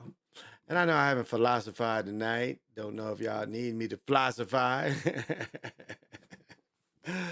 I just have fun and just share because I can't stay because I'm getting my ass up still to, as soon as it's raining, I'm going to have my ass and playing pickleball because I ain't played since Thursday.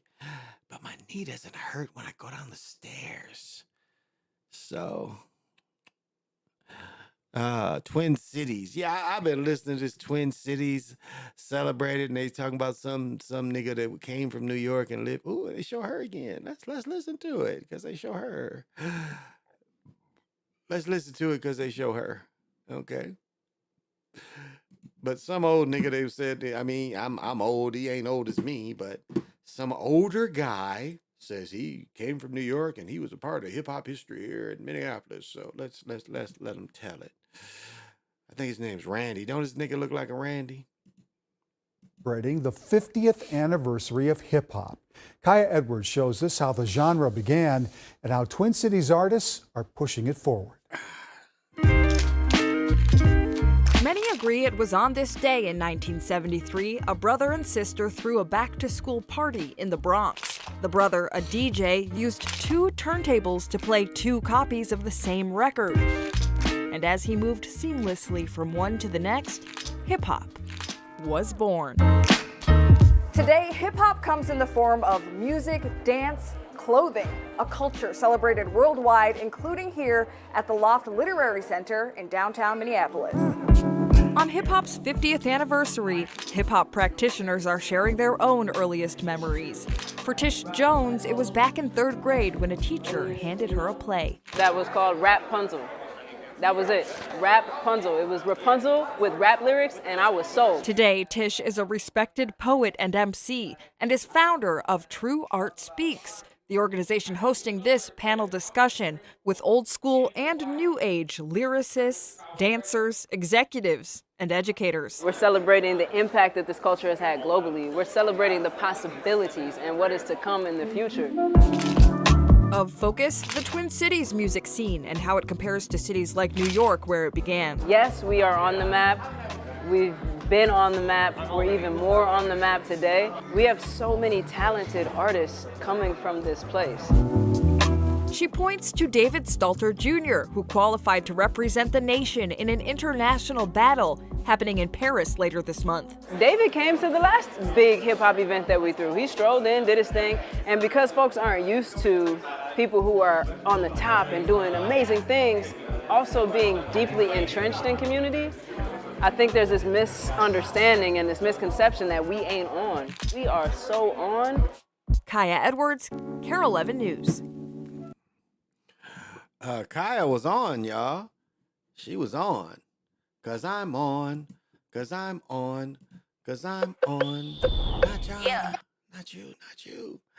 Kaya was on, y'all. Who is this? Play identifies when a woman killed. What? Golly. 4 arrested.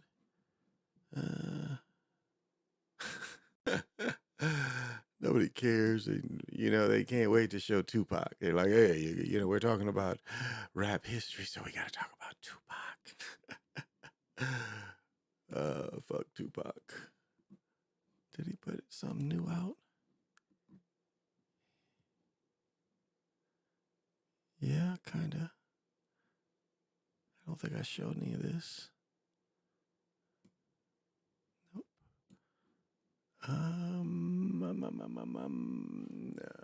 Wait. I'll wait to show some of that. Yeah. Well, gosh. Woo. I don't have a whole lot to philosophize about tonight. It's interesting, you know, as I said the other night, it's raining, or we had rain. It's supposed to rain all morning. We'll see. But what's interesting is, as I said before, like years before when we had a drought up here, you started seeing the trees in August starting to change colors, when normally they don't start changing colors till September. And, you know, the trees normally want leaves because they want to feed. And then they really want to feed as long as they can. You see the giant old trees, as soon as they get any kind of sun in the spring, they start sprouting. And they know they may lose some sprouts because if it freezes again, you know, it's going to kill all them sprouts. But they still, if they have a chance to feed, they normally do. And so it's interesting that, you know, up here, they only get about 3 months to feed. If you think about it, it's only about 3-4 months of real summer. So you're talking about 8 months of them being asleep.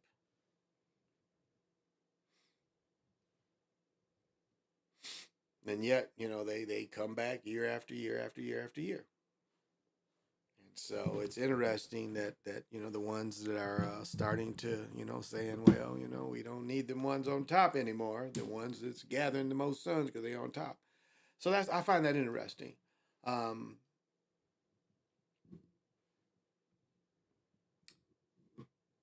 global warming, again, I've said this before.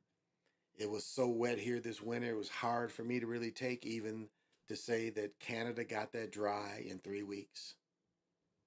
You know, I've said that before. 3 weeks is in fires in Canada. 3 weeks from it supposedly being wetter than it's been in years. 3 weeks. They want you to think it's that dry. And I'll say, you know, all the high water we had here did 2-3 weeks did dissipate.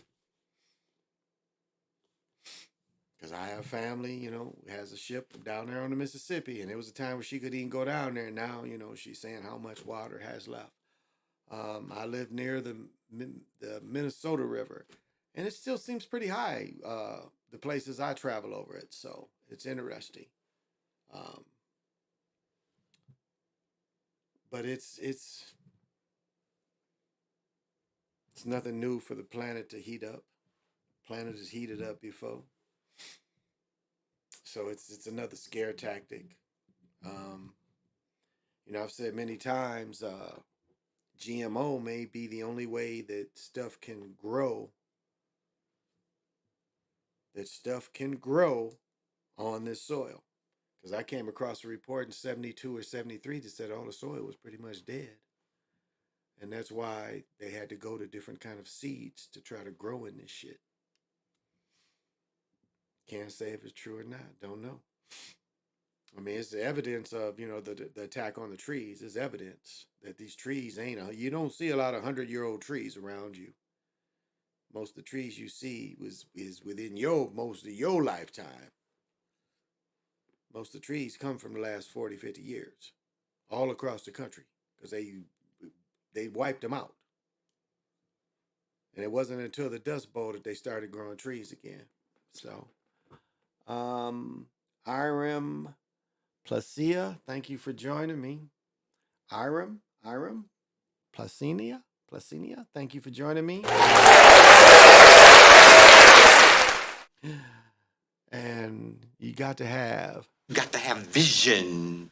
Do you think the school shootings have happened the last 2 decades will multiply in the next 10 years, considering it's becoming a regular thing?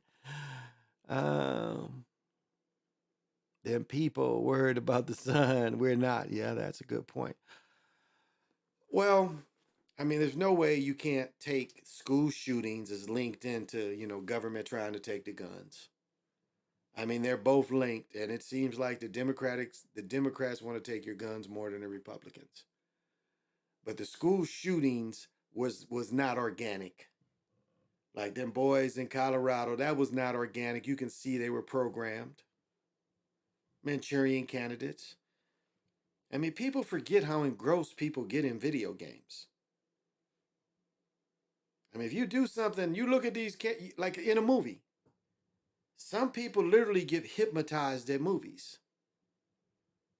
I mean, that's how easy they can trance. They get hypnotized just watching a movie. So it's not hard to make killers who play all these games, and then one killer, they can focus on one person. And it's not hard to, through TV, his phone, it's not hard to change a person's mind. It's not hard to condition a person to be a killer. I mean, movies show you this, but we know the way the world reacts. And then there's always a backstory. Like, that's what tells you the Colorado thing was such a script. The very first school shootings had to be a script. Because there's too much of a backstory. That's when you watch JFK. The dude talks about he was in Iceland the next day, and all of a sudden they had the whole biography about Lee Harvey. So you know it's a script. When they have so much information about these people, it's a script.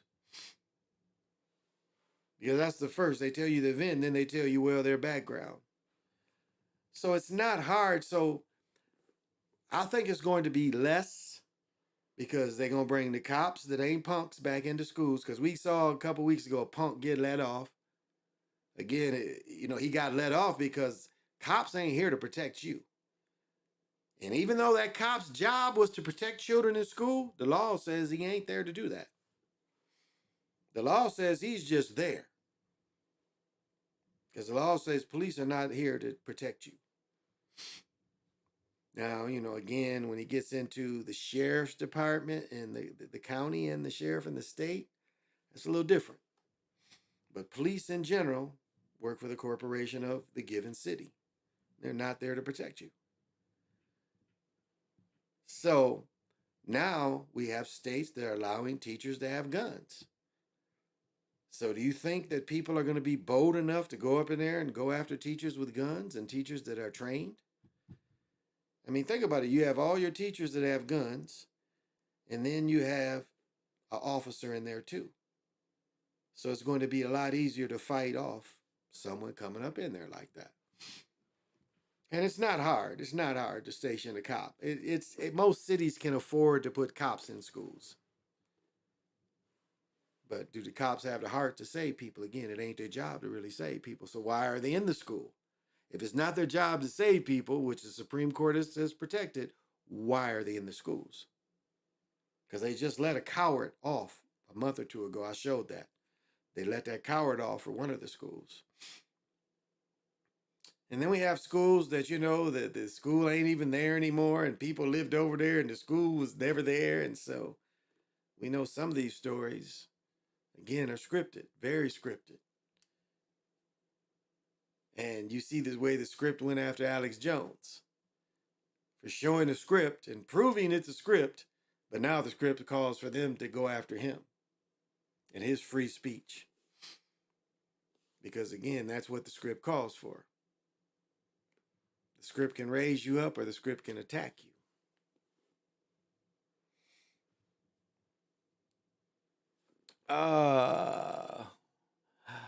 Devontae, thank you for joining. And I know you've got to have. Hump, baby! Ooh, you've got to have. Got to have vision.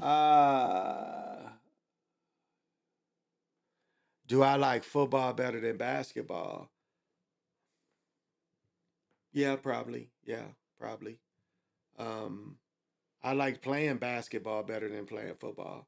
I was able to do it longer. I was able to play basketball basically until my 40s. I had a good 25 years of playing semi-pro. So, when I was in my 30s, I was lighting mugs up.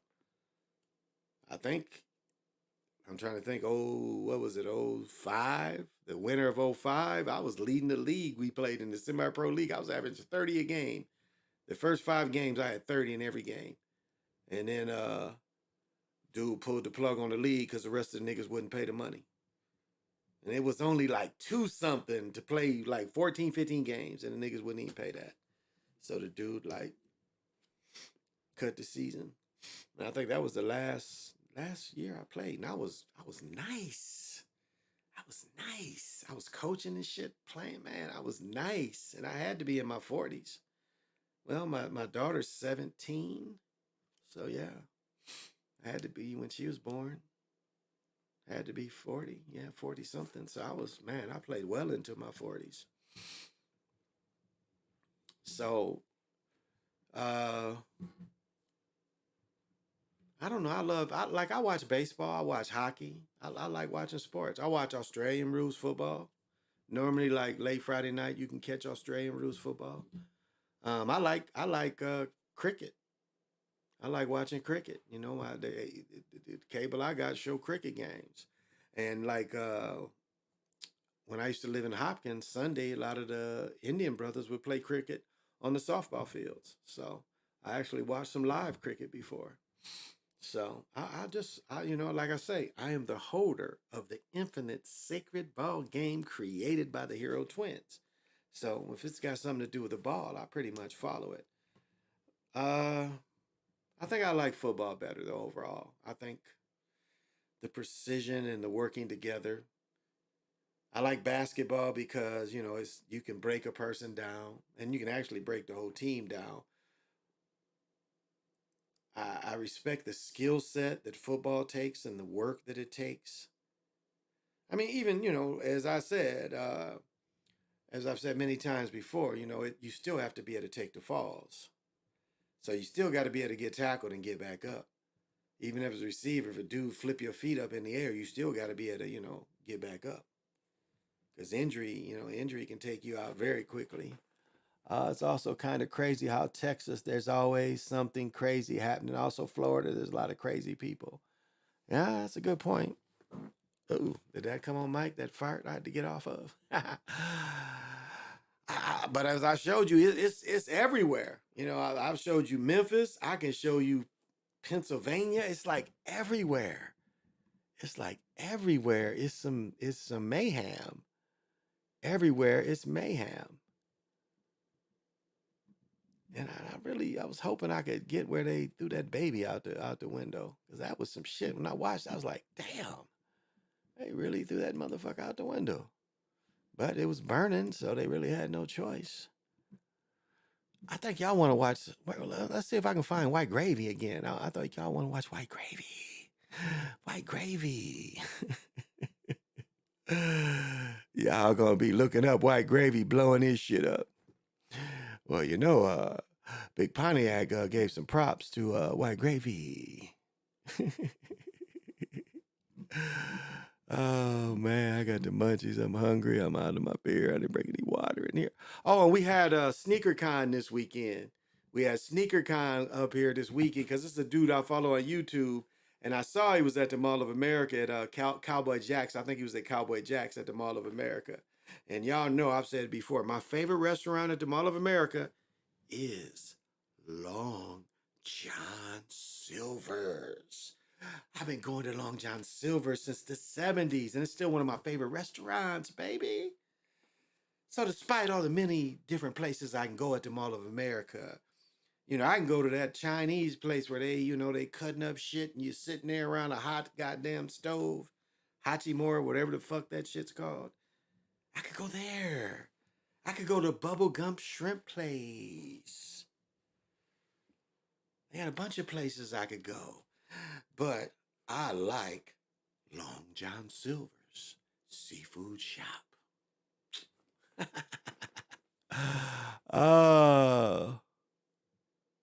What is the adoptive demo day? What? I don't know. It's just the craziest shit.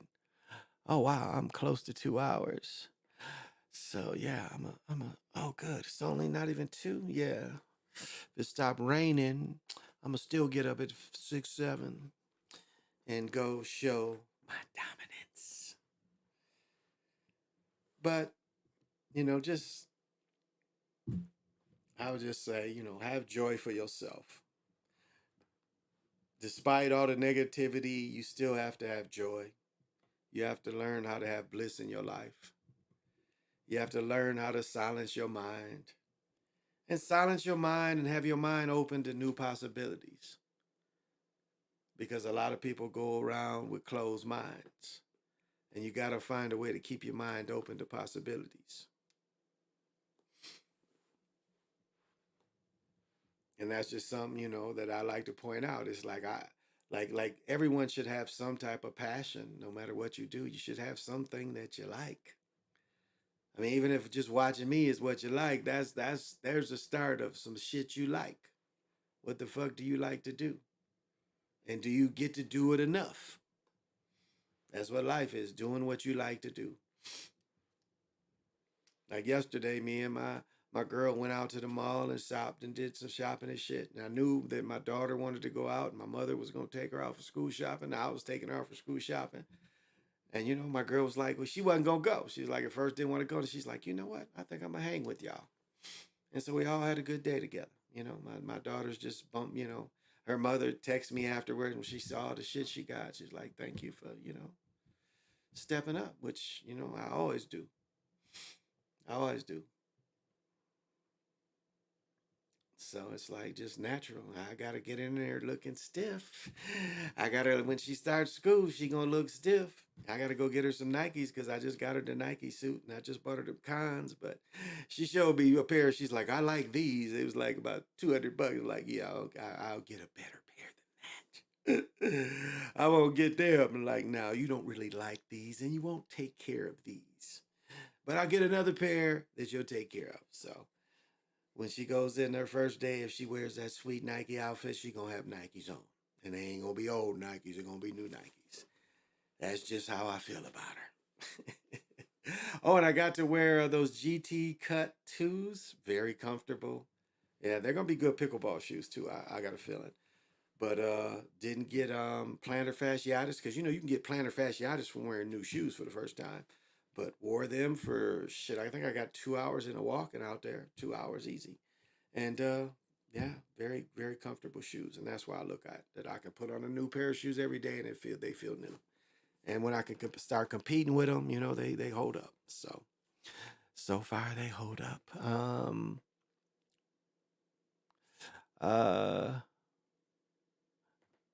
Yeah, Larry Bird went to Illinois State. He went to Indiana first. Larry Bird went to Indiana and he transferred. And I've said that before. That hurt Larry Bird when he transferred. That's the problem. The way the old transfer system worked is you had to sit out a year.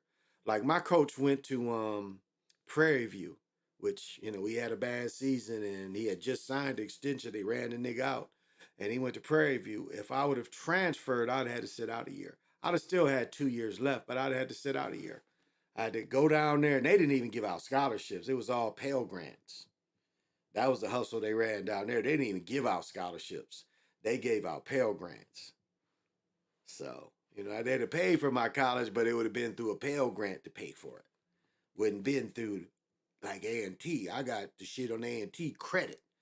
Like when you're on scholarship and you go register, you get all your classes, you get a credit on there when you're on scholarship. It doesn't say, it says credit. When you're on scholarship and you get your paperwork, they give you your final paperwork. It says credit. You don't know shit. It's paid for. And it wasn't that expensive back then. I think my scholarship was like $1,000. I mean, that's not housing, but basically it was about $1,000 fucking bucks. Like for my classes and everything, I think it was like less than $1,000. I think it was like $800-900 maybe that first semester. It wasn't much. Not like today. I think my first semester, my scholarship was, I don't think it was $1,000. I really don't. I think for room and board and everything, that first semester, I don't even think it was $1,000. And if it was, that was about what it was, about $1,000. So that's two. I went 3. That's $6,000 worth of education. So How much did the university make while I was there? And that's, for all you saying that you don't think sports athletes should get paid. Let's go the way they do it in Europe. When you go to junior high games in Europe, you pay because they play pro ball. Now, when I played junior high, they still charged. They still charged to the games when we played at the high schools. When I was in junior high, we played at the high school. When I was a freshman, even though I went to the junior high, we played our games at the high school. People had to pay in them games. Games wasn't free. Definitely high school wasn't free unless you went to the JV games. If your child plays freshman or JV, you can get in free. But if you go to a varsity game, you got to pay. Now, what does the athlete see in that? There's nothing the athlete sees in that. So how is that fair? Yet the school, if it's a good team, especially football, I mean, the average high school football stadium holds about 2,000 or 3,000. And not all of them have good teams that play to capacity, but you don't get paid for that. They can sell, jerseys with your number and people will buy them in high school. So for anyone, again, this is my argument. There's a lot of non-athlete ass niggas that have never played, and if they played high school and they sucked. Because that's what I'm hearing.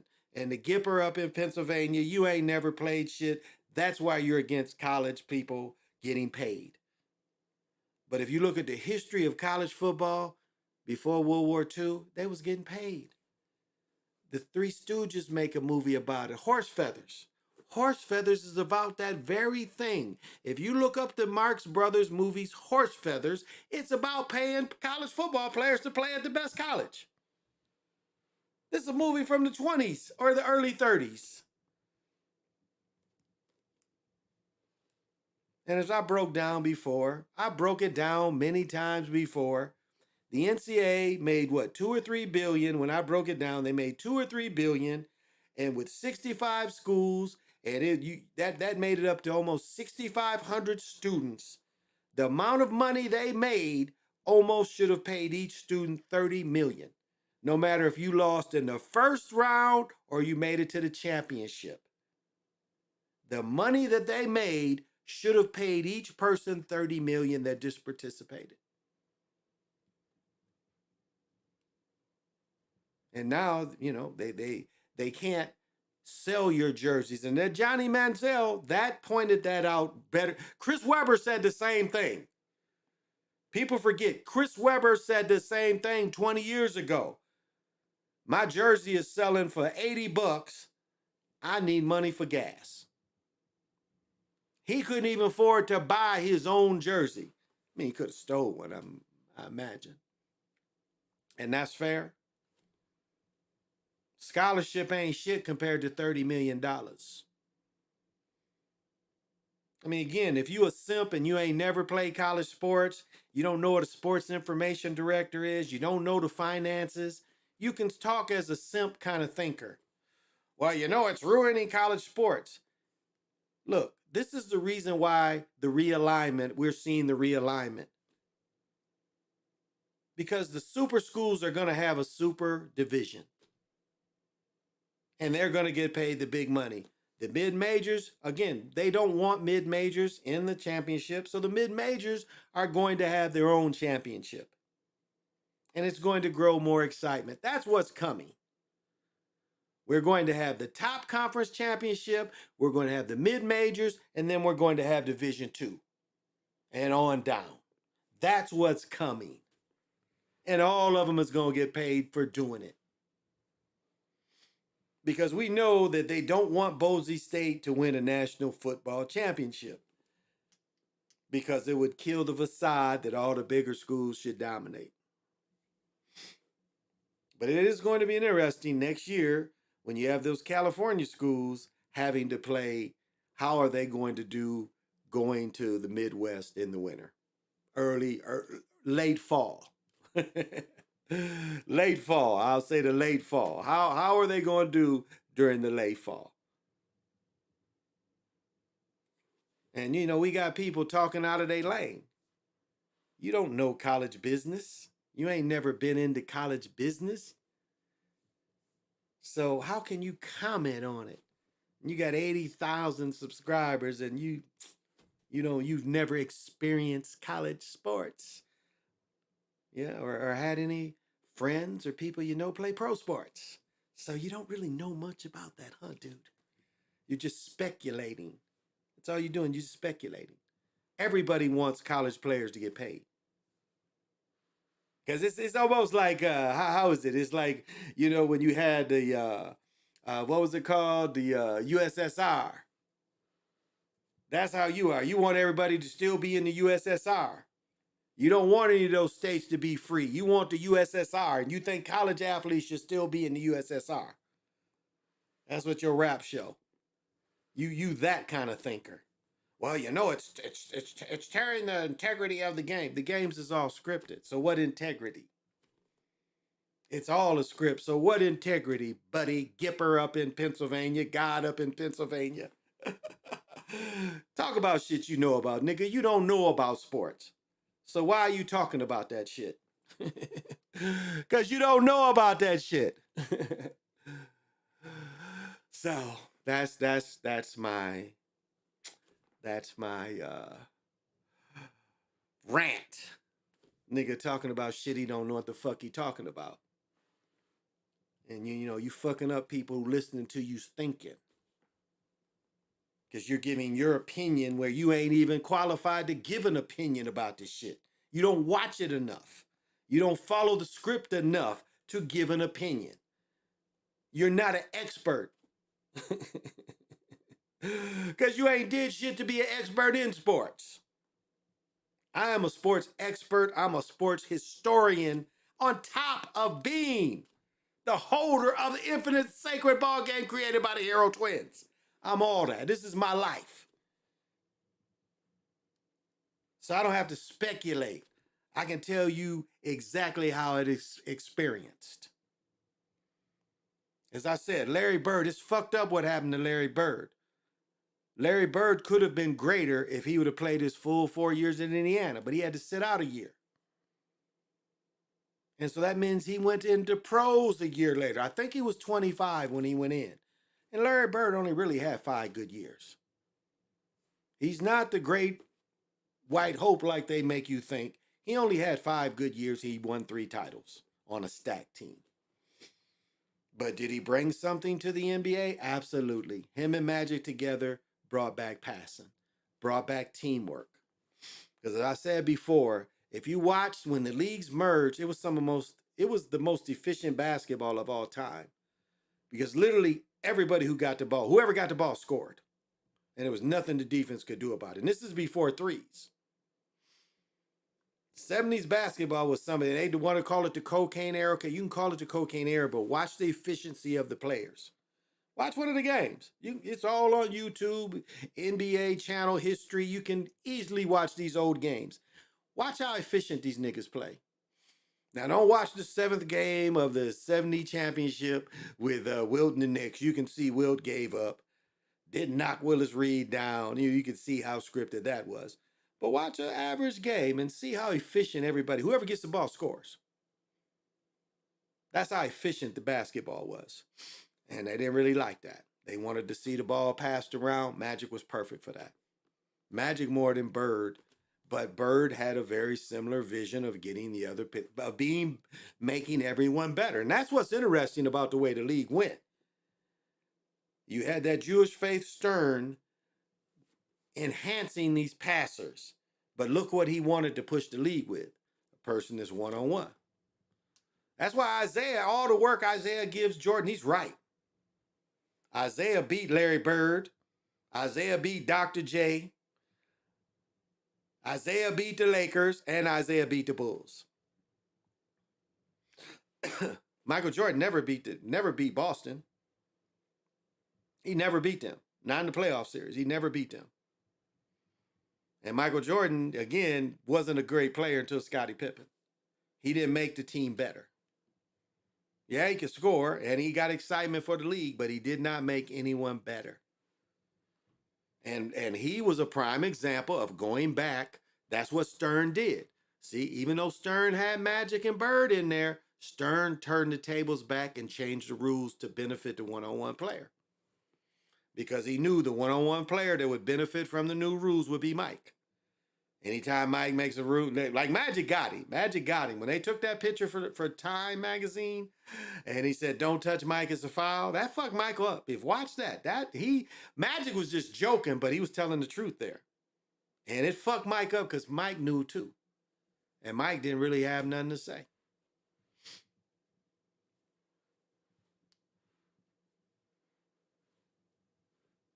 So that's what they turned it back into. And then you get the Iverson. Again, another one-on-one player. This is Stern's creation.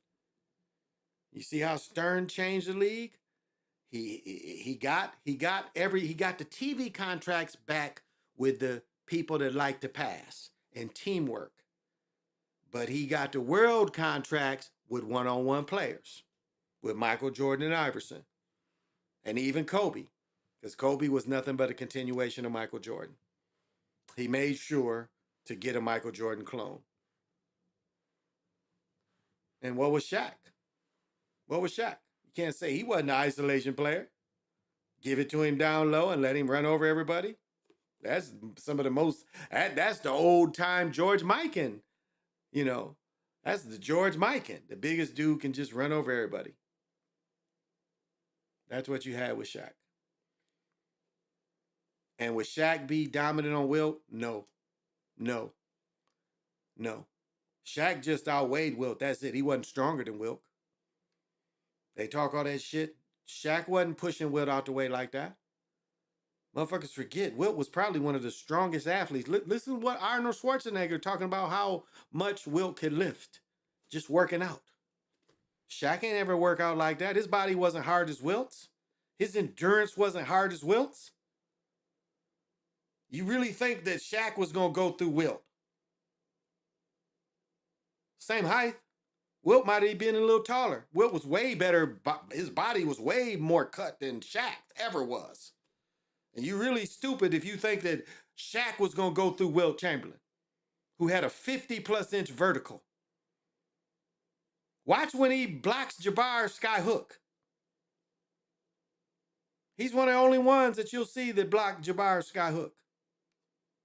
And this is an old Wilt blocking a Jabbar skyhook.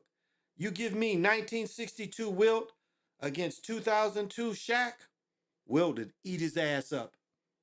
Nothing Shaq could do. And I mean, Wilt would do that shit that you think Shaq's supposed to do. Wilt would have went through Shaq because he was stronger of a man and a better athlete and would have held his own. Shaq would not have went through Wilt. You don't think he faced niggas that look like Shaq? Some other niggas built like that, but not the athlete Wilt was. Now with Shaq, I don't even know if Shaq would have went through Bill Russell. And Bill Russell's really only 6'9". I don't know if Shaq was strong enough to go through Bill Russell. I think Bill Russell defensively could have held his own against Shaq. Because if Shaq would have jump hooked against Bill Russell would have blocked that shit. Now, could he have got position and pushed Bill Russell under? I think easier than Wilt. I think Bill Russell could have pushed Shaq back easier. He could have pushed Bill Russell easier than Wilt. Bill Russell wasn't a great athlete. That's why Jerry West said Wambe reminded him of Bill Russell. Bill Russell was trash in the offensive area. His special shows it. He was trash on offense. Couldn't shoot. That was the argument. It's like, what the fuck you guard getting this guy for? This guy can't even shoot. Look at Bill Russell's first 2-3 years. Couldn't shoot. But again, playing against the best, you get better. But could he give you 18, 19 rebounds and block 10 or 12 shots? He absolutely could do that. And he was the first one to really push the ball on the break. That's what you say. If you look at it, did Bill Russell invent anything? The block and get a fast break on the block, or getting the ball out quick. Rebounding, getting it out quick. We'll give Wilt that. Shaq was dominant. Shaq was unstoppable in the paint. Not against Wilt, though. Not against Wilt. Wilt was just as strong. Wilt was just as strong, probably stronger. And there's no way he would have threw his chest against Wilt. Wilt was too strong. Just look up Wilt. Look Wilt up. Wilt was not a weak person. Shaq didn't lift. When did Shaq lift? Look at Shaq's body. Even at his peak, he never had a hard body. Look at Wilt Chamberlain. He was in his 50s looking fit. They tried to get him to play in his 50s. Like he tried to play for the San Diego Chaperones or he tried to play for the ABA team. That's why he ended up coaching. They gave him a contract. The Lakers said, you still under contract with us when he retired. That's why Wilt didn't play in the ABA.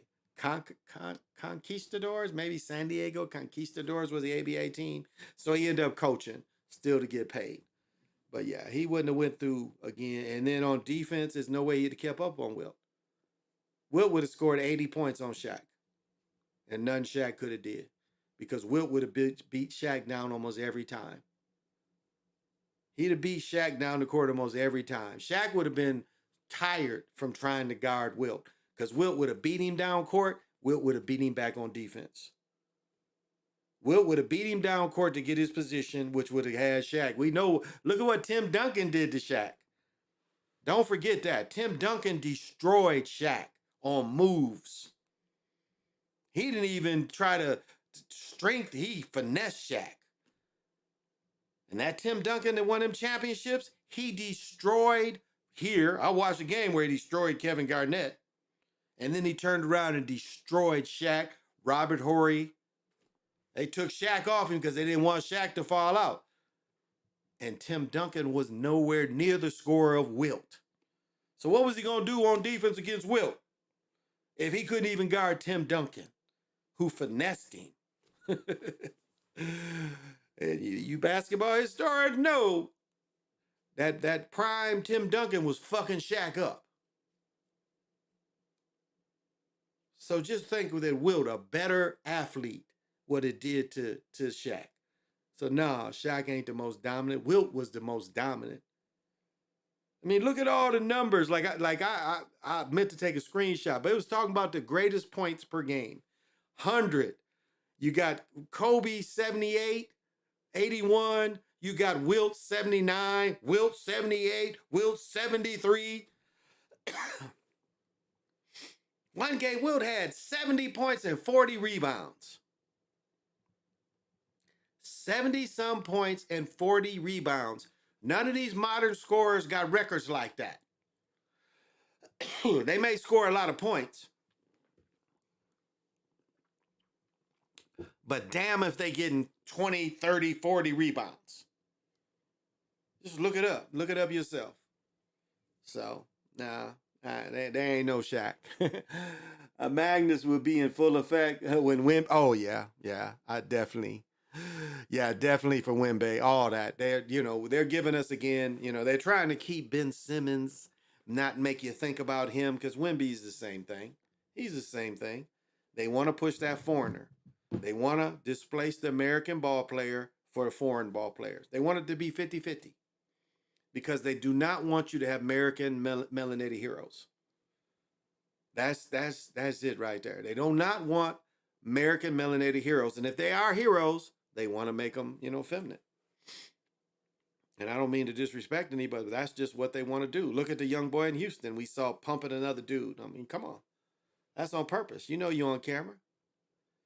Because they don't want the masculine melanated person. That's what they're afraid of. They don't want a real man to be in the face at all. And this beast loves me to come on, and this time, this beast hates when I come on during the day. Why is that? Why does the beast hate when I come on during the day? The beast is happy when I come on late night, but when I start coming on the day, the beast doesn't like it. The beast is like, "Hey, you making waves that we wasn't anticipating. Nobody hears you at night. Now you trying to come on during the day where people can fucking hear you, and we don't know what to think about that." But what do I always tell you? What is it? Oh, what is it? You don't understand.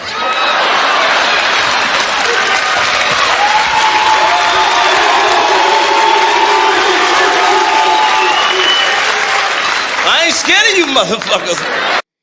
And let me go on. It's like, and I guess this is testifying a little bit. It's like Bomber was telling the story, and what he was saying is a dude came in and the dude wanted to go to Tibet and to be some kind of master, and this shit they saw in Doctor Strange, where the motherfucker snatched his soul out and then killed him. He said Doctor Strange copied that. But I look at my own experience, and it's like it's worse than being killed. Like I've been in some of this shit. It's like you wish these motherfuckers. And it's not torture or nothing like that. It's like you live and everybody gets fucking wiped out, and you got to watch them get wiped out. And that's what this thing will do to you. It's like you get into these different vibrations and they ain't all great. And something very similar happened to me multiple times where it's like this motherfucker, every time, motherfucker wiping out everybody. And I got to watch this shit. And I got to watch myself cry. And then one day I was like, I ain't got any more tears. I'm definitely not going to have any more regrets. Because that's what the beast wants. It wants you to sit there holding your baby and say, oh, I want more time. I want more time. Give me more time. Nah. When you go, you just smile and say, okay, it's time to go. You have no regrets. You did the best you could do. And so, yeah, you know, that's good that, and I'll say this, it's good that the guides was able to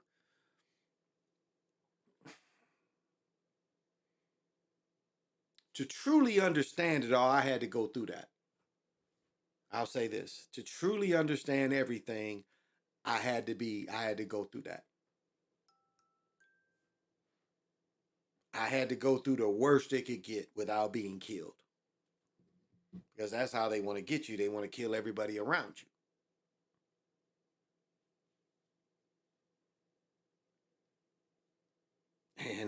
And you know, after about the third or fourth time, you're like, you know what? Okay, you did it. Now what? I ain't got any more tears. I cried over there. I ain't got any more tears to cry over this. I see what you're doing. Trying to make me understand dread. Make me care too much about this. Because you want to replay what you've done to me many times before. You want to replay it again. And I'm sitting there crying somewhere. Oh, I want more time. I want to hold you one more day.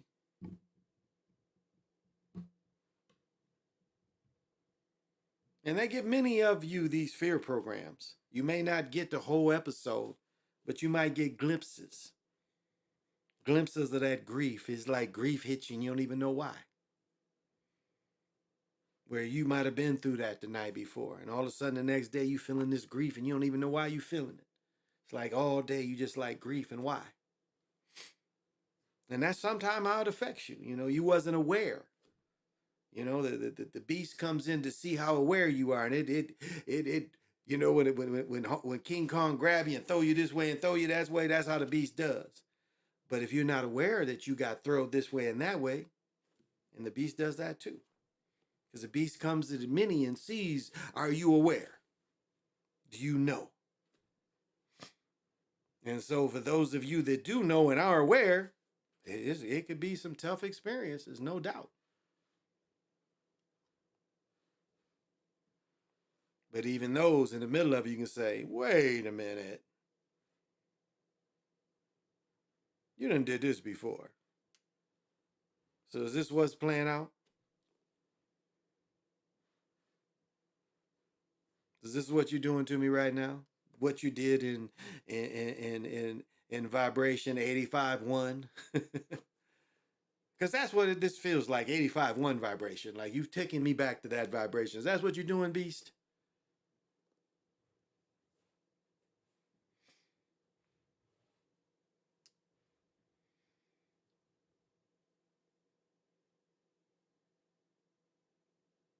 And so, you know, don't fall for the fear programs because it's easy to get locked up into. This fear is all around the corner. A couple years ago, that's all was just fear. I'm gonna go out and it's, somebody sneezes on me and I'm not gonna make it. And that's still out there. All this violence, all this stealing is still out there. They tell you they can't fix the roads, they can't give you cops, but yet they can send billions to Ukraine to fight a proxy war. Make that make sense. They're telling you there's no money for you of your taxpayer, but yet they can take your tax money and give it to other countries like it ain't shit. As I said, during the lockdown, they gave Israel, which was equivalent to $50 million a person. Our tax money, they gave Israel $50 million a person. And remember what Polanski said. Remember what she said. Pelosi. Remember what Pelosi said. And you can find this anywhere. America would be burning and they would still send Israel money. I might be able to say that. I might be able to find that.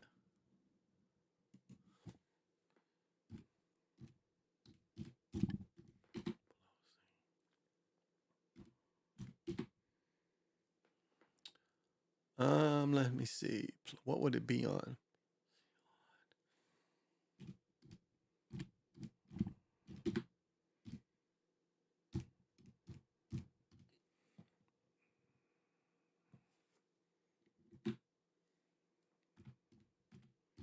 See if I can find that. Ooh, this might be it.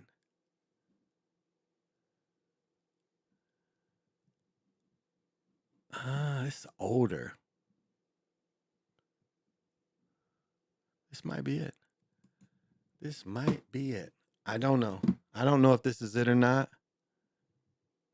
But Pelosi says, so I don't know if this is it. So this might. Yeah, she's sitting down when she says it. Let's see. Because when she says it, she's sitting down. So I don't think this is it. But let's just get a taste of her love for them peoples. Strategic and mutually beneficial to both our nations. Partnership. Oh, no audio. Grow stronger No audio to this. Our promises. Oh, they are so dirty. No audio to this. No audio. No audio to that. They are dirty. They are dirty. There's no audio to that. Let me keep looking to see if I can find that. Let's see if I can find it. Because she says they'll get their money no matter what.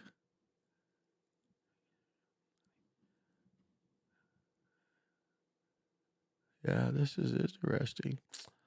I can't find the one. She's sitting down when she says it. And so I know this one I'm looking at, she's standing up. The one I played is not it.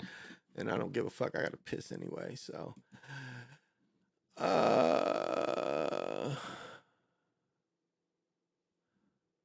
yeah, she's not sitting down. Wait, what's this? How long ago is this? No, this is old.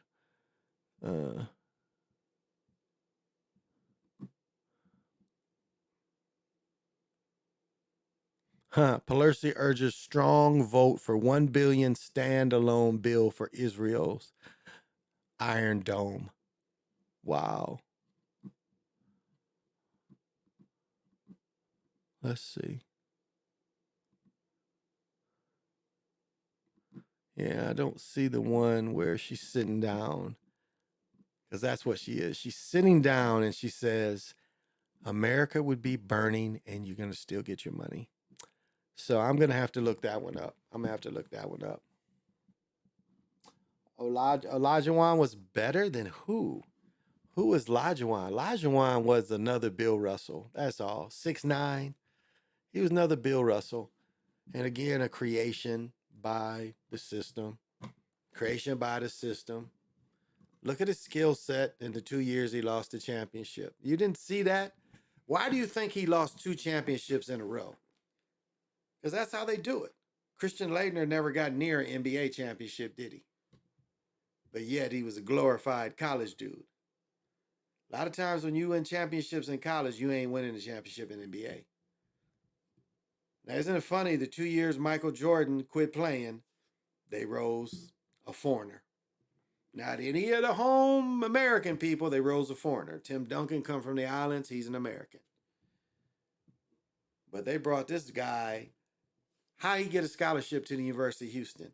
No high school basketball. How did he get a scholarship? Again, tall dude, started working with him before he came over, and he gets a scholarship, a full ride to play there. I mean, how dominant did he play in high school to get a full ride? He wasn't dominant in high school. That's what I'm trying to tell you about these people. They just found a tall nigga and brought him to America, and in high school started working with him. Because he started going to high school in America, started working with him. He's in the University of Houston. It wasn't his talent in Africa that brought him here. It was that he was tall. You can't say anything. Look at his early life. There was nothing there. There was nothing there till he goes to the University of Houston. Look how much, try to look up film of Olajuwon playing before he comes to America. You ain't gonna find it. Ain't no AAU, ain't nothing there. He gets exclusive kind of work. He gets exclusive scholarship because he's 6'9". American players don't get that. They just signed, check this out, they just signed Ghana's brother to an extension. Ghana's brother been a bench eater, bench rider, picking splinters out his ass since he been in the league. He just got an extension. Because his brother told him he ain't gonna play without him. Both his brothers, Ghana's brothers, is trash. And they both got championships, all three of them. They just gave him an extension. His brother been in 2 commercials. His brother's trash and shouldn't be in the league. He's taking Americans' job that's got real skill. We got people in the G League better than Ghana's brother with the Bucks. But because of Ghana's feels comfortable with his brother on the team, he re-signed with the Bucks. So of course they're gonna keep his sucky brother there. Of course. So that's my rant. That's when Ewing Barkley should go when MJ retired. The dream. That's when Ewing and Barkley should have gone when MJ retired. Yeah. I mean, Barkley was the best player of the dream team. It wasn't Mike. It was Barkley. Look at the records. Look at the score of the points. It was Barkley. If it had been an MVP at the Olympics, it'd have been Barkley. Barkley played the best. He was at his peak then. But his peak wasn't, they wasn't going to let a small forward like him. I mean, what is Barkley, 6'4"? But Barkley's strength, Ghana's brother, is trash. Yeah, it's definitely trash. Yeah, Hakeem, yeah. But yeah, both Ghana's brothers is trash and never been in the league. Ghana's, again, should have never been in the league. They get these guys, look at Dirk Nowitzki, didn't play his first couple seasons, should have never got a chance. But yet you could see they was pushing Tony Kukoc and they was pushing Dirk. So, people get confused because all the publicity's on the Dream Team. They are grooming these players to come to play in America. They were grooming Tony Kukoc and they was grooming Dirk Nowitzki. Tony was older than Dirk. Tony had already been playing pro over there. Dirk was still playing, I think, high school pro or early college level over there. Yeah, Dirk was probably playing full college, or full pro, Probably was playing full pro by then, by 17, 18. But you notice he got to scrimmage with the Dream Team. So there's no mistake. They grooming these guys.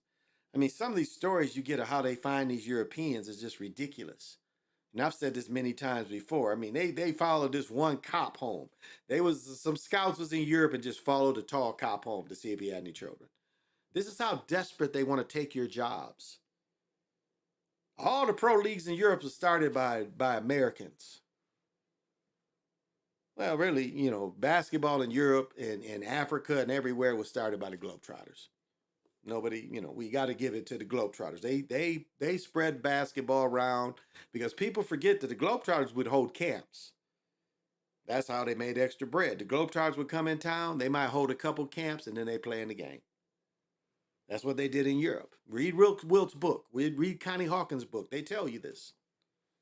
They would hold camps to make extra money. But also as a psyop to, again, these people are 20 years in front of us. They's like, hey, we can't let these niggas keep dominating this sport. We got to throw some salt in every once in a while. And then if they can't have enough salt, they got to create a player like Steph Curry, light skin. That light skin, dark skin shit. And that's him and LeBron, light skin. Michael's dark skin, LeBron, dark skin, dark skin. But then they bring the light skin guy. You know what the old saying was, light, bright, damn near white. And that, some Europeans, that satisfies them. Well, that little guy can sure shoot those jumpers. We don't have that big brute down dunking on us all the time. We got a guy out there. My boy could do that. And they killed a lot of the American centers. But then they bring in Djokovic. You get rid of Greg Monroe. You get rid of Jordan. They let Jordan hang around. But you get rid of them as effective players. But then you bring Djokovic and you let him do exactly what you stopped Charles Barkley from doing. Luka's the same way. You created rules that says you can't do 50 bounces to go to the hoop. But it ain't never called on Joker, ain't never called on Luka. But you stop Charles Barkley from doing it. You got a rule out there that's the Barkley rule. You can't back down and take 50 dribbles. But that seems to be out the clock when it comes to Joker and Luka, isn't it? And we saw James Harden go to the line, get scoring champions. He's the Dwayne Wade. Dwayne Wade's trying to defend going to the line 16 times average a game. You can't defend that. That is just too beyond scripting. That's beyond scripting. Dwayne Wade shot 20-something. You get 20 damn points from the free throw line. That's the Karl Malone. That was his game. Get fouled. I ain't really got no skills. Pick and roll. If I get fouled, I'm going to get 15, 20 free throws. That was Karl Malone's career. I'm going to get a couple jumpers on you, but I'm going to get 15 free throws. And they allowed that for every team but the Bulls. That's how they let Karl Malone go through, is they let him get all them fouls against other teams except the Bulls. He wasn't going to the line as much. Remember, when they played Malone and them, remember the lowest scoring game in the NBA history was Malone and them scored almost 50 points? Something like 50 points? Remember that? Pro team playing another pro team, all they could do is score 50 points. So that's how scripted they have to do it. That's how scared they were. But again, Dwayne Wade, you can't defend that. That's obvious. That's obvious scripting. Obvious scripting. The way they used to, when James Harden, the way they used to, you can flop and throw your air up and go under somebody. They love that. Because again, the scoring. They don't want you to think on team basketball strategy. They scored. Steph shoots from the other end and score. And that's all they want you to think the basketball is. Nothing about a good defensive player. Because the defensive players ain't really highlighted unless you blocking shots. But motherfucker, to stand in front of people, moving with them, staying in front of people, they don't want to highlight that like the old Gary Payton kind of thing. Dennis Rodman, great defender. Stand with people. And it was funny, you didn't see Shaq going through Dennis Rodman. You ain't see him really going through Dennis Rodman like that. And Dennis Rodman very close to Bill Russell. Strength-wise. Smarts-wise. Great defender. So. Shaq. Was Shaq a great player? Absolutely. Guy didn't work hard, though. It was obvious he didn't work hard. His daddy gave him bad advice. His daddy told him to dunk everything. One of the great things people don't realize happened to Kareem Abdul-Jabbar is when they banned the dunk. That was great for him because he developed the sky hook. And we thank David Thompson for bringing the alley-oop back in, where I ain't got to dunk it. I can just get over it and drop it. I ain't got to throw it through. David Thompson brought that back, which was really from old football play. with Y.A. Tittle and R.C. Stram was a player. But that's a football term. The alley-oop was a last-minute football thing. That's where it comes from. Y.A. Tittle. I can't think of the defensive players now, or the offensive receiver. Seemed like he wore 27 for San Francisco when Y.A. was with San Francisco. But that's where the alley-oop comes from. But Kareem was like left hand, right hand, it didn't matter. And that's how you were taught. I was taught how to do hook shots with both hands. Left hand hook shot, right hand hook shot. That's how you're taught. You're taught to do a hook both ways. And if you watch a game from some of the 40s, you see almost everybody shooting hooks. And a reminder of that is when Meadowlark Lemon, which first it was Goose Tatum. Goose Tatum was the first one that could go to halftime. He'd throw a hook one way and make it. Goose Tatum go to the other side and throw a hook from the other side and make it. The movie kind of shows that where it wasn't Goose Tatum, but the main player threw it from the other end, which would be a three, considered a three today when they was in the barn. That's kind of showing that, you know, their confidence of hitting that shot.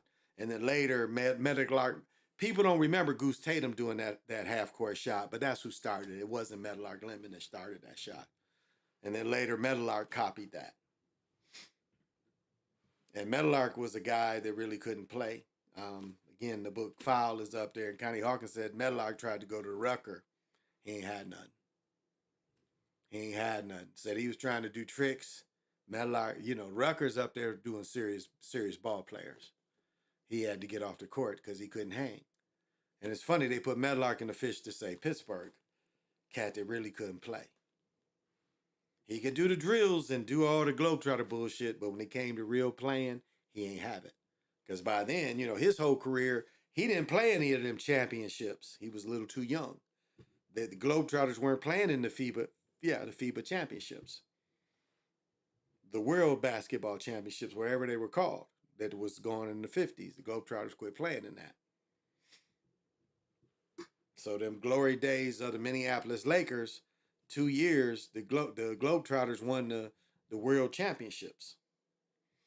Played real basketball and beat George Mikan that had won 5 straight NBA titles. But here the Globetrotters, my little book is right. Let's see, it's right around here somewhere. Oh.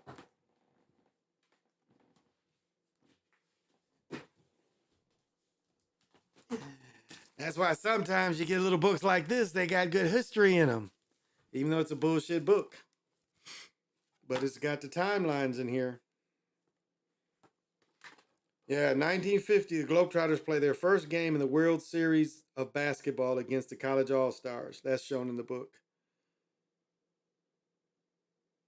And then 1950, Globetrotters make their first European trip and play in 9 countries: Portugal, Switzerland, England, Belgium, Germany, Italy, Morocco, Algeria, and France. France has pro basketball. Italy has pro basketball. Germany has pro basketball. My uncle played in Belgium. Belgium has pro basketball. England has pro basketball.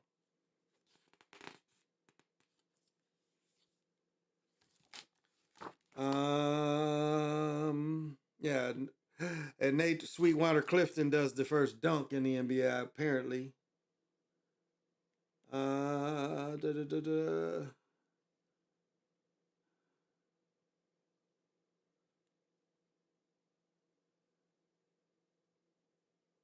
Yeah, that's the only championship they talk about is that one.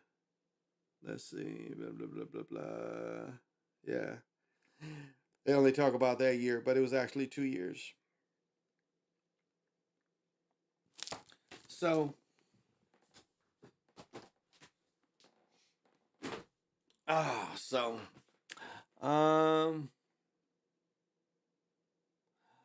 I take the Nigerian can play some ball? No, I don't. He does. Who would I take, Russell or Alonzo Mourning? Ooh, that's a good one. Wow. Mourning had way more skill set than Bill Russell.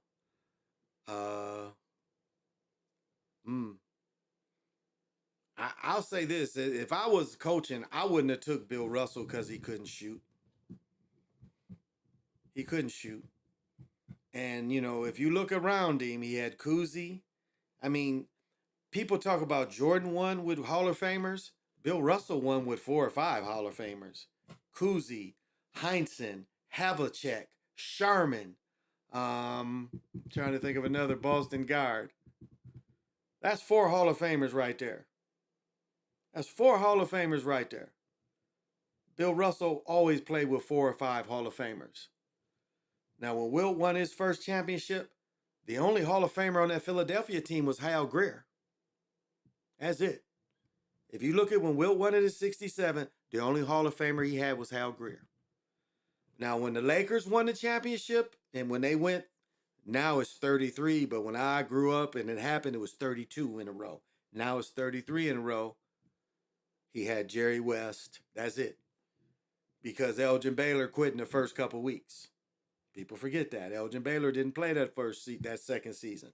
He quit because he wasn't starting. He had knee problems, and they was like, look, it'd be better for you to come off the bench because of your knee problems. His ego made him quit, and they won the title. So Elgin Baylor still got a ring, but he played less than 30 games. So, yeah, I don't know. I would say I would take Mourning just because he had a better skill set. And again, we're looking at what he's coming into. Again, Bill Russell played with 4 Hall of Famers. His whole starting lineup was Hall of Famers. Even his 6th man made the Hall of Fame, Satch Sanders. That's why I say he always played with 5 or 6 Hall of Famers. Michael Jordan played with Scotty. That was a Hall of Famer he needed because before then he couldn't do it. So you could never really put him on top because, again, he couldn't do it without an extra player. He had to have a Hall of Famer with him. That first time LeBron went to the finals, script or not, he didn't have any Hall of Famers. He had no Hall of Famers. So, now, but Michael, again, was created. He had talent, but he was created. The league did help him. The league changed the rules to benefit him. When it was his turn, they changed the rules. Like somebody did a brilliant video when they showed the year before them playing Portland. Portland blew them out. And then the next year with the rule change, it was interesting. Mike must have went to the line 20 times. The year before, Mike didn't go to the line that much. And you watch that when they changed the rules, Mike is going to the line every other play. They did him like they did Dwayne Wade. Keep him on the line. So again, the defenders is falling back because it's scripted. No, if you get near him and the league don't want you to block Mike's shot. People forget what it's like. Think about it like this. Think about the freedom you have when it's the script that you can do what the fuck you want. You may not win, but offensively, you can do what the fuck you want. And Iverson is a perfect example of that. He got to express all his natural ability and stuff by doing the fuck what he wanted. And that's what you had with Michael Jordan, knowing you going to get them calls. And that was the difference that made Michael Jordan. And once he started getting those calls, and then we see, the manipulated game or the shrug game, where this nigga wasn't a good outside shooter.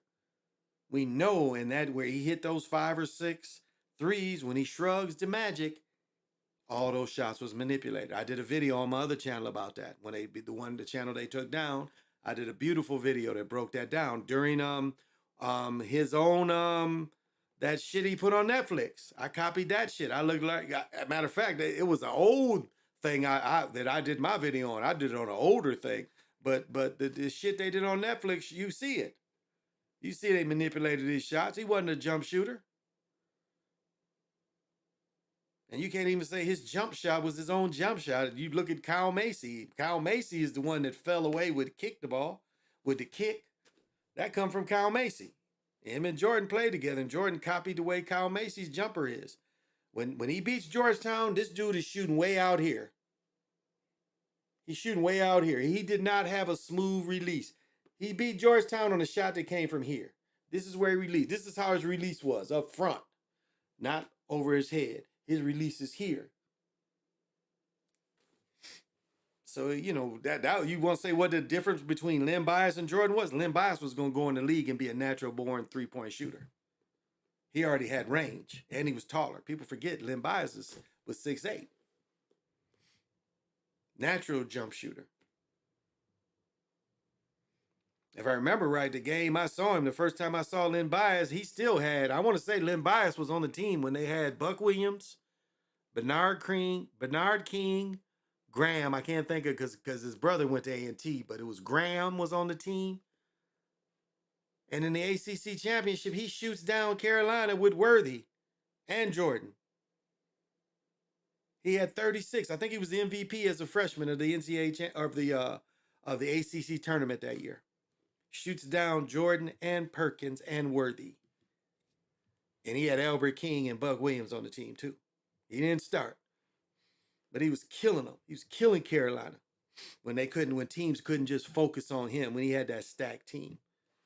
So, well, yeah, Mike did. Casey Jones too. Yeah, exactly. Casey and Sam Jones. Casey and Sam Jones in the Hall of Fame. Bob Cousy in the Hall of Fame. Satch Sanders in the Hall of Fame. John Havlicek in the Hall of Fame. And you trying to tell me that was fair? You got all these Hall of Famers that could play that was all NBA. So, yeah, it was stacked for him. Yeah, Jordan was definitely getting all kind of calls. I mean, crazy calls. And it again, you know, when you get to do anything you want and the game is loaded for you, you play with no fear. And that's what we had in Jordan. Now, did he try to play D? Yes, he did. He was a good athlete. So he did try to do his best on D when he could. He put the effort in.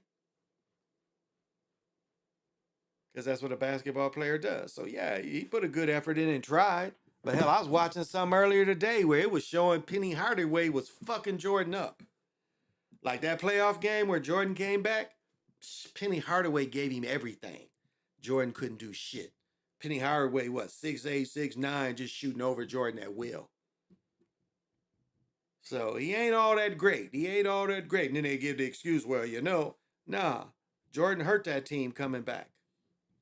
He hurt that team. He wasn't in great shape, getting, again, bunch of shots, but they was isolating Penny Hardaway on him, and Penny Hardaway was giving him the business. When he got knocked out, and Orlando ended up losing to Hakeem, which they should have beat him. But anyway, well, I got a piece, so I'm going to go. So thank you guys. I almost did 3 hours. You know, I don't do the Chocolate Mountain Show hardly any much because I get up and play pickleball, but it's supposed to rain all night. It's supposed to rain in the morning, and I'm going to get up at 7 regardless because I am the holder of the sacred ball game created by the Hero Twins. And I get to practice my version of 62-year-old athletic superiority by playing pickleball. Oh, so nigga, I just be having fun, you know. I just be having fun. Where is it? Oh, no, that's not it.